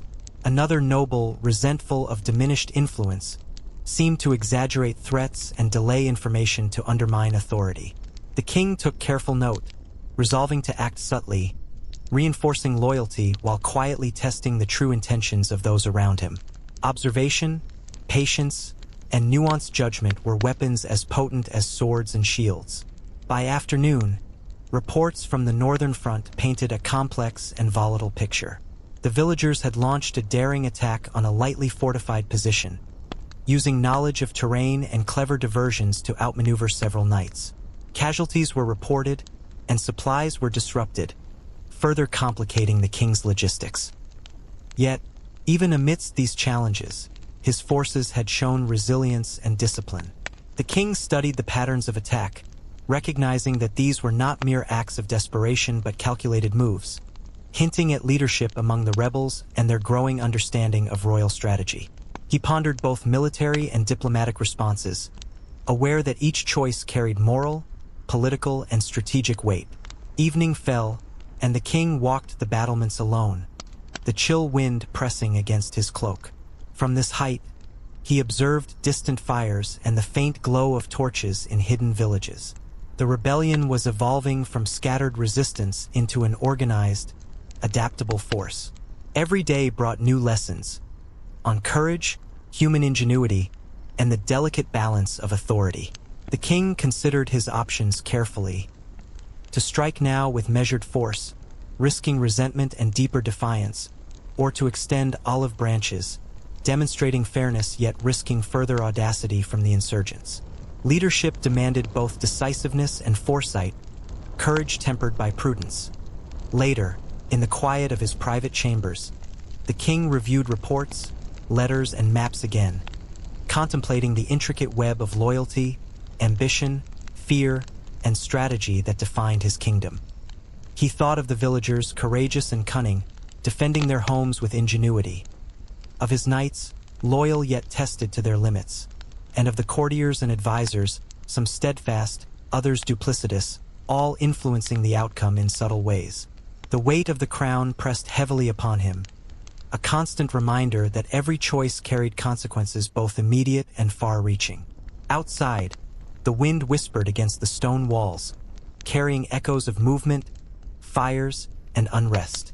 Within, the king lay awake, reflecting on strategy, morality, and the delicate equilibrium of power. Tomorrow would demand renewed vigilance, renewed confrontations, and decisions that might shape the future of his reign for years to come. The dawn was heavy with mist, cloaking the castle and surrounding forests in a pale, uncertain light. Scouts returned with urgent news. The northern villages had coordinated an even bolder offensive, striking at multiple outposts simultaneously. Their tactics had grown audacious, using the dense forests, hidden marshes, and narrow passes to their advantage. Traps and diversions slowed the knights, disrupting supply lines and creating uncertainty within the royal ranks. The king, standing over maps spread across his desk, traced their movements with meticulous care, calculating every risk and potential response. He knew that the unfolding events were no longer merely skirmishes. They were a test of strategy, leadership, and resilience, both for him and his forces. By mid-morning, the council convened, the great hall thick with tension. Advisors presented conflicting strategies, each with their own hidden motivations. One urged immediate, overwhelming military force to crush the insurgents decisively, arguing that any delay would be seen as weakness. Another suggested restraint and diplomacy, proposing emissaries to negotiate terms with village leaders, aiming to prevent unnecessary bloodshed while preserving long-term authority. A younger voice, ambitious and cunning, advocated for subtle deception, feigning vulnerability to lure the villagers into overextension, then striking with overwhelming force. The king listened, noting not only the words but the nuances of posture, inflection, and subtle glances exchanged between allies and rivals. Leadership, he knew, required insight into both human nature and tactical advantage. Reports from the Northern Front painted a chaotic but revealing picture. Villagers had launched coordinated attacks, successfully capturing and then abandoning lightly defended positions, leaving traps and signals behind. Knights reported injuries and minor losses, yet their discipline and resilience had prevented complete disaster. The king studied the reports carefully, weighing the moral implications of potential retaliation against the necessity of restoring order. Immediate force could achieve tactical victories, but it risked alienating neutral villages and fostering deep resentment. Diplomacy could save lives and potentially sway loyalties, yet it might embolden insurgents who sensed hesitation. Every decision demanded careful judgment, balancing morality, authority, and strategy. Meanwhile, the castle itself buzzed with intrigue. Courtiers whispered of disloyal advisors and nobles who sought personal advantage in the crisis. A young courtier was rumored to be feeding selective information to foreign envoys, framing events in ways that cast doubt on the king's judgment. Another noble, jealous of diminished influence, appeared to delay or manipulate reports, subtly undermining authority. The king, aware of these undercurrents, acted with discretion, reinforcing loyalty while testing allegiances, knowing that overt confrontation could create unnecessary conflict. Observation, patience, and subtlety were as essential to survival as any army or fortification.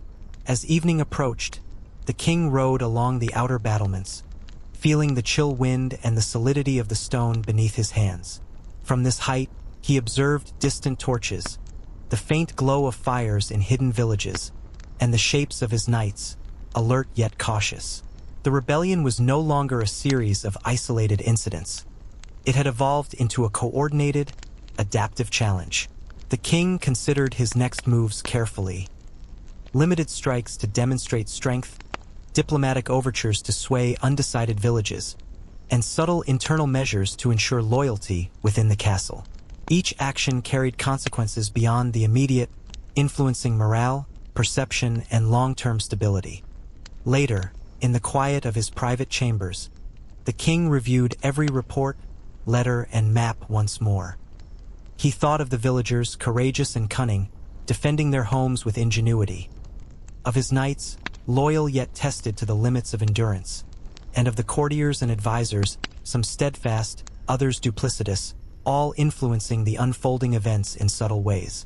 The crown pressed heavily upon his head, a constant reminder that each decision carried weight far beyond the moment. Outside, the wind whispered against the stone walls, carrying distant sounds of movement and unrest. Within, the king lay awake, contemplating strategy, morality, and the delicate balance of power. Tomorrow promised new confrontations, renewed challenges, and critical tests of leadership. Yet he allowed himself the faintest measure of calm, knowing that vigilance, insight, and careful judgment were the true instruments of rule. The morning air was crisp, carrying the faint scent of damp earth and smoke from distant fires. Reports from scouts arrived in rapid succession. The northern villages had escalated their efforts. Small groups had coordinated attacks on multiple outposts, using the forests and marshes as cover. Knights returning from these skirmishes spoke of traps, sudden ambushes, and villagers striking with unexpected precision. It was clear that the insurgents were no longer reacting. They were dictating the tempo, testing the king's forces, probing weaknesses, and exploiting any lapse in vigilance. The king, standing over maps in his private chambers, traced each movement carefully, weighing the tactical, political, and moral consequences of every possible response. By mid-morning, the council gathered under a tense, quiet sky. Advisors presented conflicting strategies, each accompanied by subtle gestures revealing their own ambitions. One advocated a decisive military strike, arguing that failure to act would embolden the rebels and undermine authority. Another urged diplomacy, proposing that envoys approach village leaders with concessions to prevent further bloodshed and potentially sway undecided settlements. A third, younger advisor, suggested cunning and deception, feigning weakness to lure the rebels into overextension, then striking decisively. The king listened with acute awareness, noting micro-expressions, hesitant glances, and subtle shifts in tone. Leadership, he knew, required understanding not only strategy but also the intricacies of human nature. Meanwhile, intrigue at court had begun to manifest more openly. Courtiers whispered of advisors who secretly corresponded with foreign powers, framing events in ways that challenged the king's judgment. A noble, envious of influence lost, was suspected of deliberately delaying reports and distorting intelligence to undermine authority. Even some knights appeared uneasy, wary of the shifting balance of power within both the castle and the kingdom. The king acted with quiet precision, testing loyalties, reinforcing alliances, and addressing potential threats subtly. Overt confrontation could breed rebellion within the walls as surely as outside them. By afternoon, reports from the northern front painted a picture of escalating intensity. Villagers had coordinated a daring raid on a supply depot, seizing resources and leaving traps behind that injured several knights. In other areas, knights engaged in skirmishes where terrain and cunning tactics gave the villagers the advantage, despite the knights' superior training. The king examined maps carefully, noting every detail, every movement, every potential response. He considered limited strikes to regain initiative, while simultaneously preparing diplomatic overtures to sway neutral parties and reduce overall bloodshed. The balance of force and diplomacy, morality and authority, had never felt so delicate or crucial. Evening brought a tense quiet. The king walked the battlements, feeling the cold stone beneath his hands and the weight of responsibility pressing upon him. From this vantage, he observed distant torches flickering in villages, the subtle signs of hidden movements, and his knights, alert and disciplined but clearly strained. The rebellion had transformed from sporadic skirmishes into a calculated, organized challenge. Every day now demanded foresight, judgment, and the delicate orchestration of perception, power, and morality. The king reflected on the nature of leadership: to act decisively while maintaining ethical restraint, to wield authority without fostering hatred so deep that loyalty became meaningless. Later, in the quiet of his private chambers, the king reviewed reports, letters, and maps once more. He considered the villagers' ingenuity and courage, the resilience of his knights, and the ambitions and potential duplicity among his advisors and courtiers. The crown pressed heavily upon his head, a constant reminder of the burden of choice. Every action had consequences far beyond the moment, reverberating through villages, courts, and alliances. Outside, the wind whispered against the castle walls, carrying faint echoes of unrest.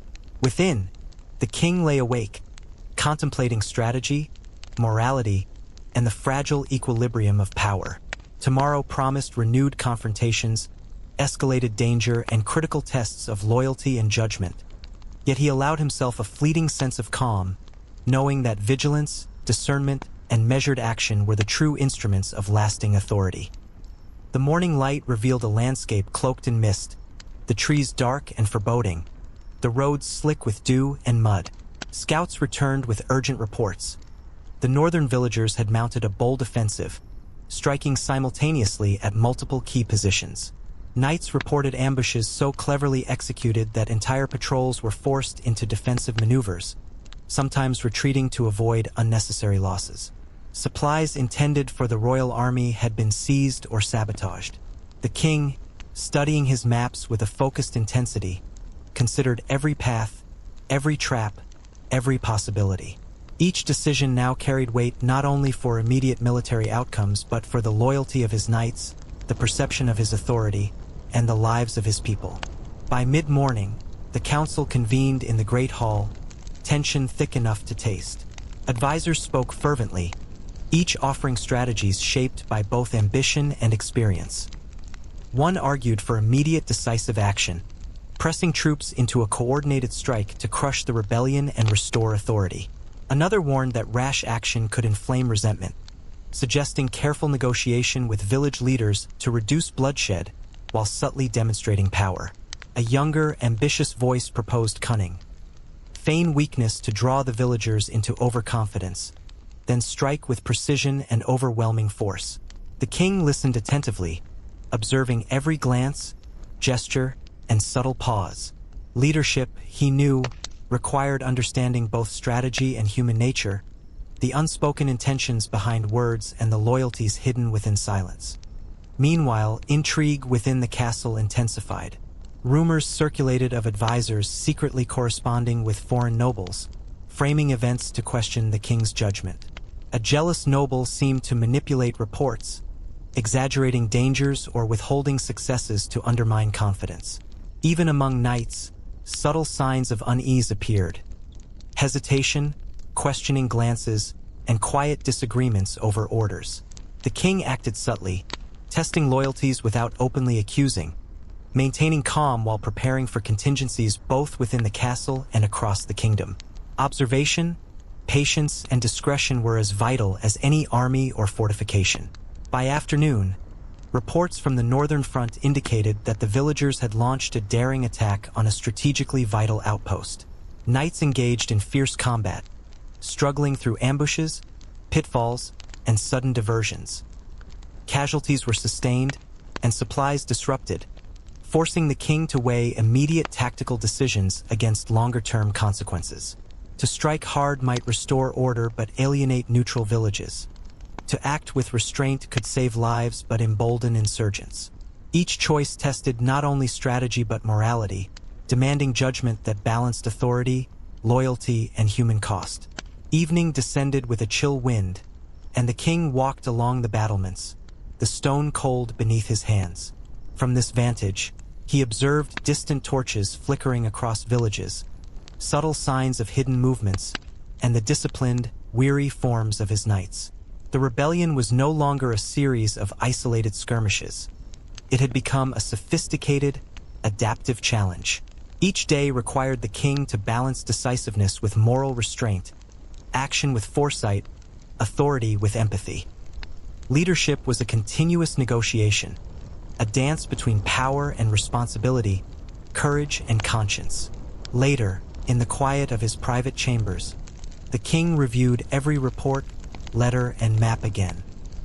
He contemplated the villagers' ingenuity and courage, the endurance and loyalty of his knights, and the ambitions and duplicity among his advisors and courtiers. The crown weighed heavily, a constant reminder that each decision carried consequences far beyond the immediate moment. Outside, the wind whispered against the castle walls, carrying distant sounds of unrest and movement. Within, the king lay awake, reflecting on the delicate balance of power, the demands of morality, and the intricate web of loyalty, fear, and strategy that defined his reign. Tomorrow promised renewed confrontations, escalating conflict, and critical tests of judgment. Yet for now, he allowed himself a moment of quiet clarity, knowing that vigilance, insight, and careful deliberation were the true instruments of enduring authority. The dawn arrived subdued and gray, the mist lingering in the valleys and forests like a silent witness to the chaos unfolding across the northern territories. Reports came early. The northern villages had seized the initiative once more, executing coordinated attacks that tested the limits of the king's forces. Knights returned with harrowing accounts of ambushes, narrow escapes, and cunning tactics that leveraged the terrain to the villagers' advantage. Supplies intended for the royal army had been intercepted, and communications disrupted, leaving gaps that required immediate attention. The king, seated over maps and letters, traced each movement meticulously, calculating potential responses while considering the moral weight of every decision. Each choice now carried consequences not only for military outcomes but for the perception of his authority, the loyalty of his knights, and the safety of innocent lives caught in the conflict. By mid-morning, the council assembled once more, the great hall thick with tension. Advisors presented conflicting strategies, each revealing glimpses of ambition and personal interest. One urged immediate, overwhelming military action to crush the insurgents, arguing that any hesitation would signal weakness and embolden further rebellion. Another counseled restraint, advocating for diplomatic outreach to village leaders, hoping to prevent unnecessary bloodshed while subtly demonstrating royal authority. A younger, more cunning advisor suggested feigned weakness to lure the insurgents into overextension, followed by a precise and decisive strike. The king listened carefully, observing every glance, gesture, and inflection, aware that leadership demanded as much understanding of human motives as of battlefield tactics. Meanwhile, intrigue at the castle grew sharper. Rumors circulated of advisors who were secretly communicating with foreign powers, manipulating intelligence to cast doubt on the king's judgment. One ambitious noble appeared to exaggerate threats or suppress favorable reports to undermine the king subtly. Even among the knights, unease flickered, hesitation, whispered disagreements, and visible strain hinted at deeper fractures. The king acted quietly, testing loyalties and reinforcing alliances without revealing suspicion, knowing that overt confrontation could weaken internal cohesion at the very moment it was most needed. Observation, patience, and subtlety became weapons as vital as swords or fortified walls. By afternoon, reports from the northern front revealed the escalating consequences of the conflict. Villagers had executed a daring raid on a strategically vital outpost, capturing supplies and leaving traps that inflicted further casualties among the royal forces. Knights, though trained and disciplined, struggled against tactics that combined patience, terrain knowledge, and calculated risk. The king analyzed each report, weighing tactical options against moral and political imperatives. A direct, forceful strike could restore order but risk deep resentment. Cautious diplomacy could save lives and maintain long-term stability, but might embolden insurgents. Each decision demanded a careful balance between authority, morality, and strategy, a negotiation between immediate necessity and future consequence. Evening descended, casting long shadows over the castle and the surrounding lands. The king walked the battlements, feeling the chill wind and the cold stone beneath his hands.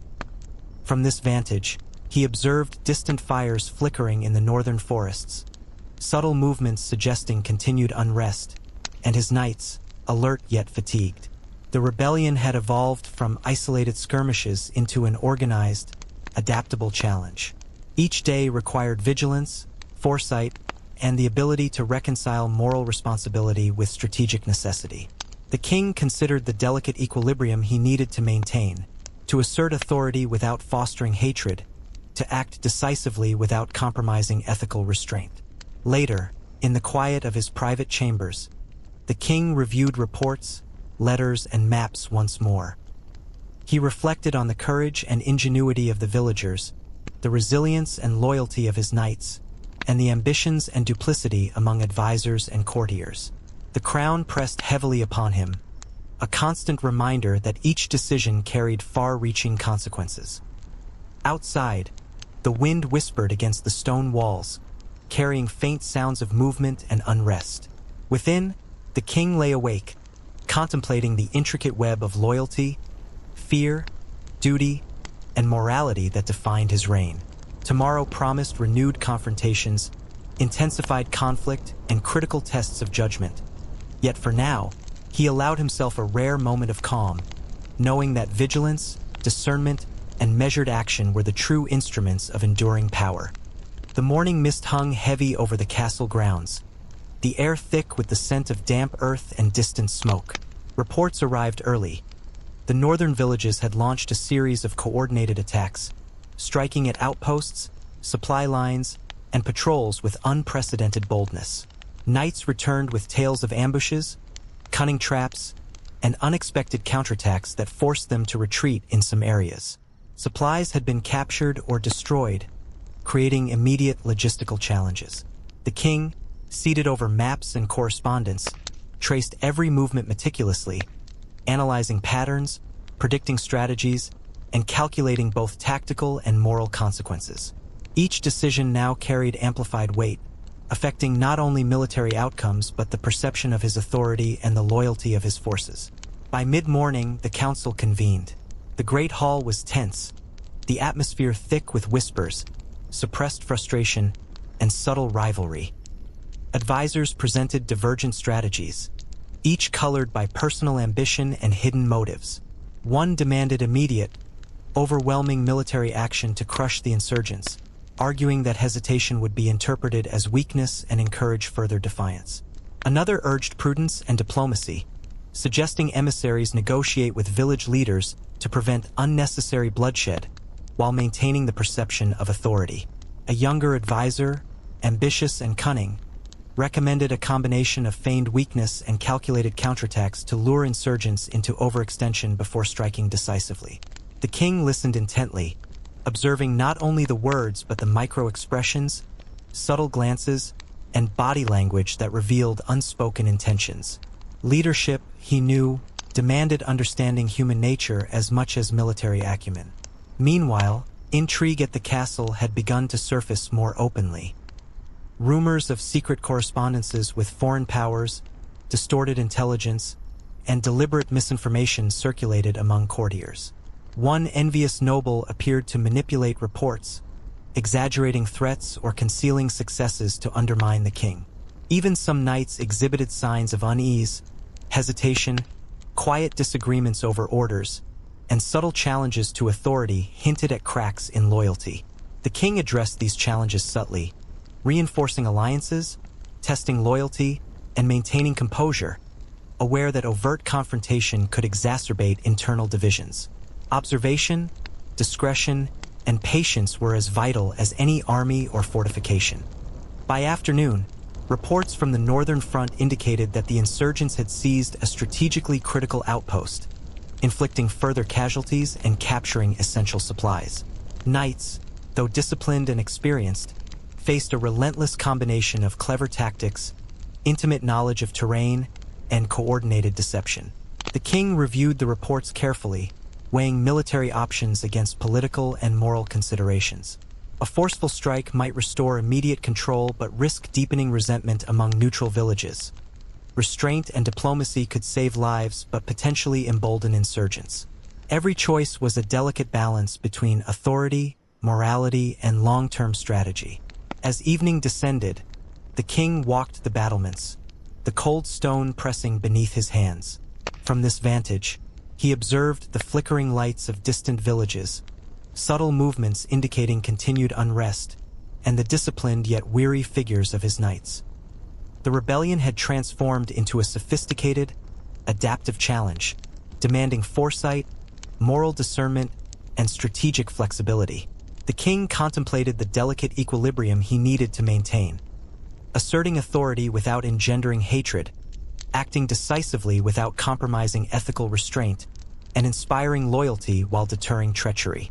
Later, in the quiet of his private chambers, the king reviewed reports, letters, and maps once more. He considered the ingenuity and courage of the villagers, the resilience of his knights, and the ambitions and duplicity of his advisors and courtiers.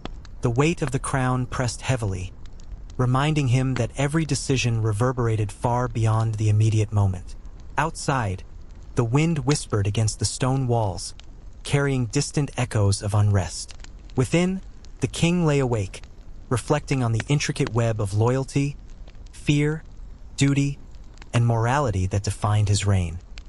Tomorrow promised renewed confrontations, escalating conflict, and unforeseen consequences.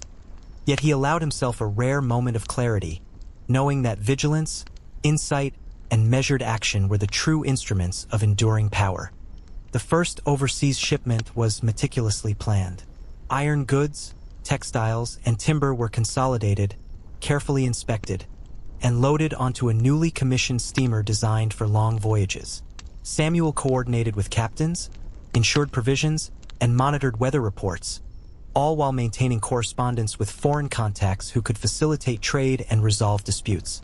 The venture was both logistical and strategic.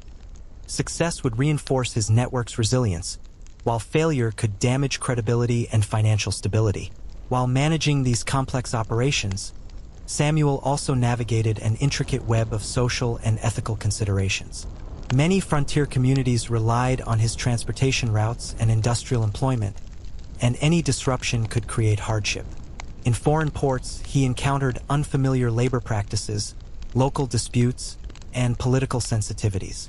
Samuel applied the same principles he had refined over decades. By afternoon, the northern front reached a critical point. Villagers had captured a strategically vital outpost, inflicting casualties and disrupting supply lines. Knights, though disciplined and battle-hardened, struggled against coordinated attacks, hidden traps, and terrain advantage wielded skillfully by the insurgents. The king studied the situation carefully, balancing immediate tactical needs against long-term consequences. A forceful strike could reassert authority but risk turning neutral or undecided villages against the crown. Conversely, restraint and diplomacy could prevent bloodshed but potentially embolden further rebellion. Each option carried profound consequences, and the weight of choice pressed heavily upon him. As evening descended, the king walked the battlements, the cold stone beneath his hands, the wind tugging at his cloak. From this vantage, he observed distant fires, flickering torches, and the disciplined, wary forms of his knights. The rebellion had evolved into a sophisticated, adaptive challenge. Every decision now demanded a delicate balance. To act decisively without provoking unnecessary hatred, to maintain moral authority while demonstrating strength, and to secure loyalty while preventing internal fractures within the castle. Leadership, he reflected, was an unending negotiation between courage, prudence, morality, and perception. Later, in the solitude of his private chambers, the king reviewed maps, letters, and reports once more. He considered the courage of the villagers, the loyalty and resilience of his knights, and the ambitions and duplicity of his advisors and courtiers. The crown weighed heavily, a constant reminder that every action reverberated far beyond the immediate. Outside, the wind whispered against the castle walls, carrying distant sounds of movement, unrest, and the faint echoes of conflict. Within, the king lay awake, contemplating strategy, morality, and the intricate web of loyalty, fear, and duty defining his reign. Tomorrow promised renewed confrontation, decisive choices, and unforeseen consequences. Yet, for a rare moment, he allowed himself clarity, knowing that vigilance, wisdom, and measured action were the true instruments of enduring power. The morning light spilled gently over the castle, softening the harsh lines of stone and reflecting off banners that had been tattered and mended many times over the months of conflict. The northern villages, once defiant and unpredictable, had begun to emerge from the fog of rebellion. Some leaders had been persuaded by careful diplomacy, others subdued by measured force, and a few had simply grown weary of constant struggle. The king stood at the battlements, looking out over the land he had spent years defending, balancing both the weight of victory and the subtle remorse of choices made in haste or necessity. Every battle, every negotiation, and every quiet observation had brought him here, to this delicate equilibrium between authority, loyalty, and morality. By mid-morning, the castle was alive with cautious celebration. Knights returned, some bearing minor injuries but hearts steadied by success, their discipline and endurance having carried them through trials of ambushes, traps, and relentless tactics employed by the insurgents. Advisors offered congratulations, yet the king noted subtle glances and lingering whispers. Ambition, jealousy, and the potential for betrayal had not vanished, merely shifted in focus. The careful, quiet testing of loyalties that had been his constant practice during the rebellion now allowed him to recognize who had remained steadfast and who had merely waited for advantage. Knowledge, as much as swords or diplomacy, had proven to be his most reliable tool. Evening brought a rare calm, the horizon painted in amber and violet, the distant forests now quiet except for the whisper of wind through leaves. The king walked among his people, speaking quietly with villagers and soldiers alike, sensing both relief and lingering tension. Tales of courage, cunning, and survival were shared, reinforcing bonds that had been tested through months of conflict. The insurgents' ingenuity and determination had demanded strategic foresight and moral deliberation unlike any challenge the king had faced before. In every smile of reconciliation, every cautious handshake, he perceived the fragile but enduring threads of loyalty that could sustain a realm built as much on perception and respect as on force. In the quiet of the night, the king retired to his private chambers, reviewing maps one final time. Letters from distant nobles, reports from the front, and messages of reconciliation lay before him. He reflected on the delicate dance of power, morality, and strategy that had defined his reign during this crisis. Choices that had seemed perilous or morally ambiguous had been tempered by foresight and tempered judgment. He considered the villages now peaceful, the knights loyal, and the court balanced with renewed understanding of ambition and loyalty. Each decision had rippled through the kingdom, leaving marks both visible and hidden, but the equilibrium had been restored. As the night deepened, the king gazed from his window at the flickering lights of villages and outposts, a tapestry of resilience and cautious peace. The rebellion had revealed the limits of authority, the weight of responsibility, and the necessity of moral reflection in leadership. He had learned that ruling required more than strategy, courage, or knowledge of terrain. It demanded patience, observation, and the subtle art of reading human hearts. In the quiet, he allowed himself a fleeting sense of satisfaction, not in triumph alone, but in the understanding that leadership was an ongoing negotiation, a careful stewardship of power, morality, and loyalty. The crown pressed lightly on his head, heavy with the memory of choices made and the lives affected. Beyond the stone walls, the kingdom breathed a tentative peace, yet the king understood that vigilance would always be necessary. The lessons of months spent navigating rebellion, intrigue, and the unpredictable currents of human behavior had forged him into a ruler capable of balancing authority with justice, strength with empathy. He closed his eyes, listening to the night, the wind whispering through towers and forests, carrying with it both the echoes of conflict and the quiet promise of enduring stability. In that moment, he understood the essence of his reign, that true power lay not in domination alone, but in wisdom, foresight, and the careful cultivation of loyalty, trust, and moral authority. And so, the kingdom settled into a fragile, hopeful peace. The king prepared to meet the challenges of tomorrow with lessons learned, conscience tempered by experience, and the steady hand of a ruler who had seen both the brutality and the beauty inherent in the burden of leadership. The northern villages, once a crucible of rebellion, now stood as a testament to resilience, strategy, and the nuanced dance between authority and humanity.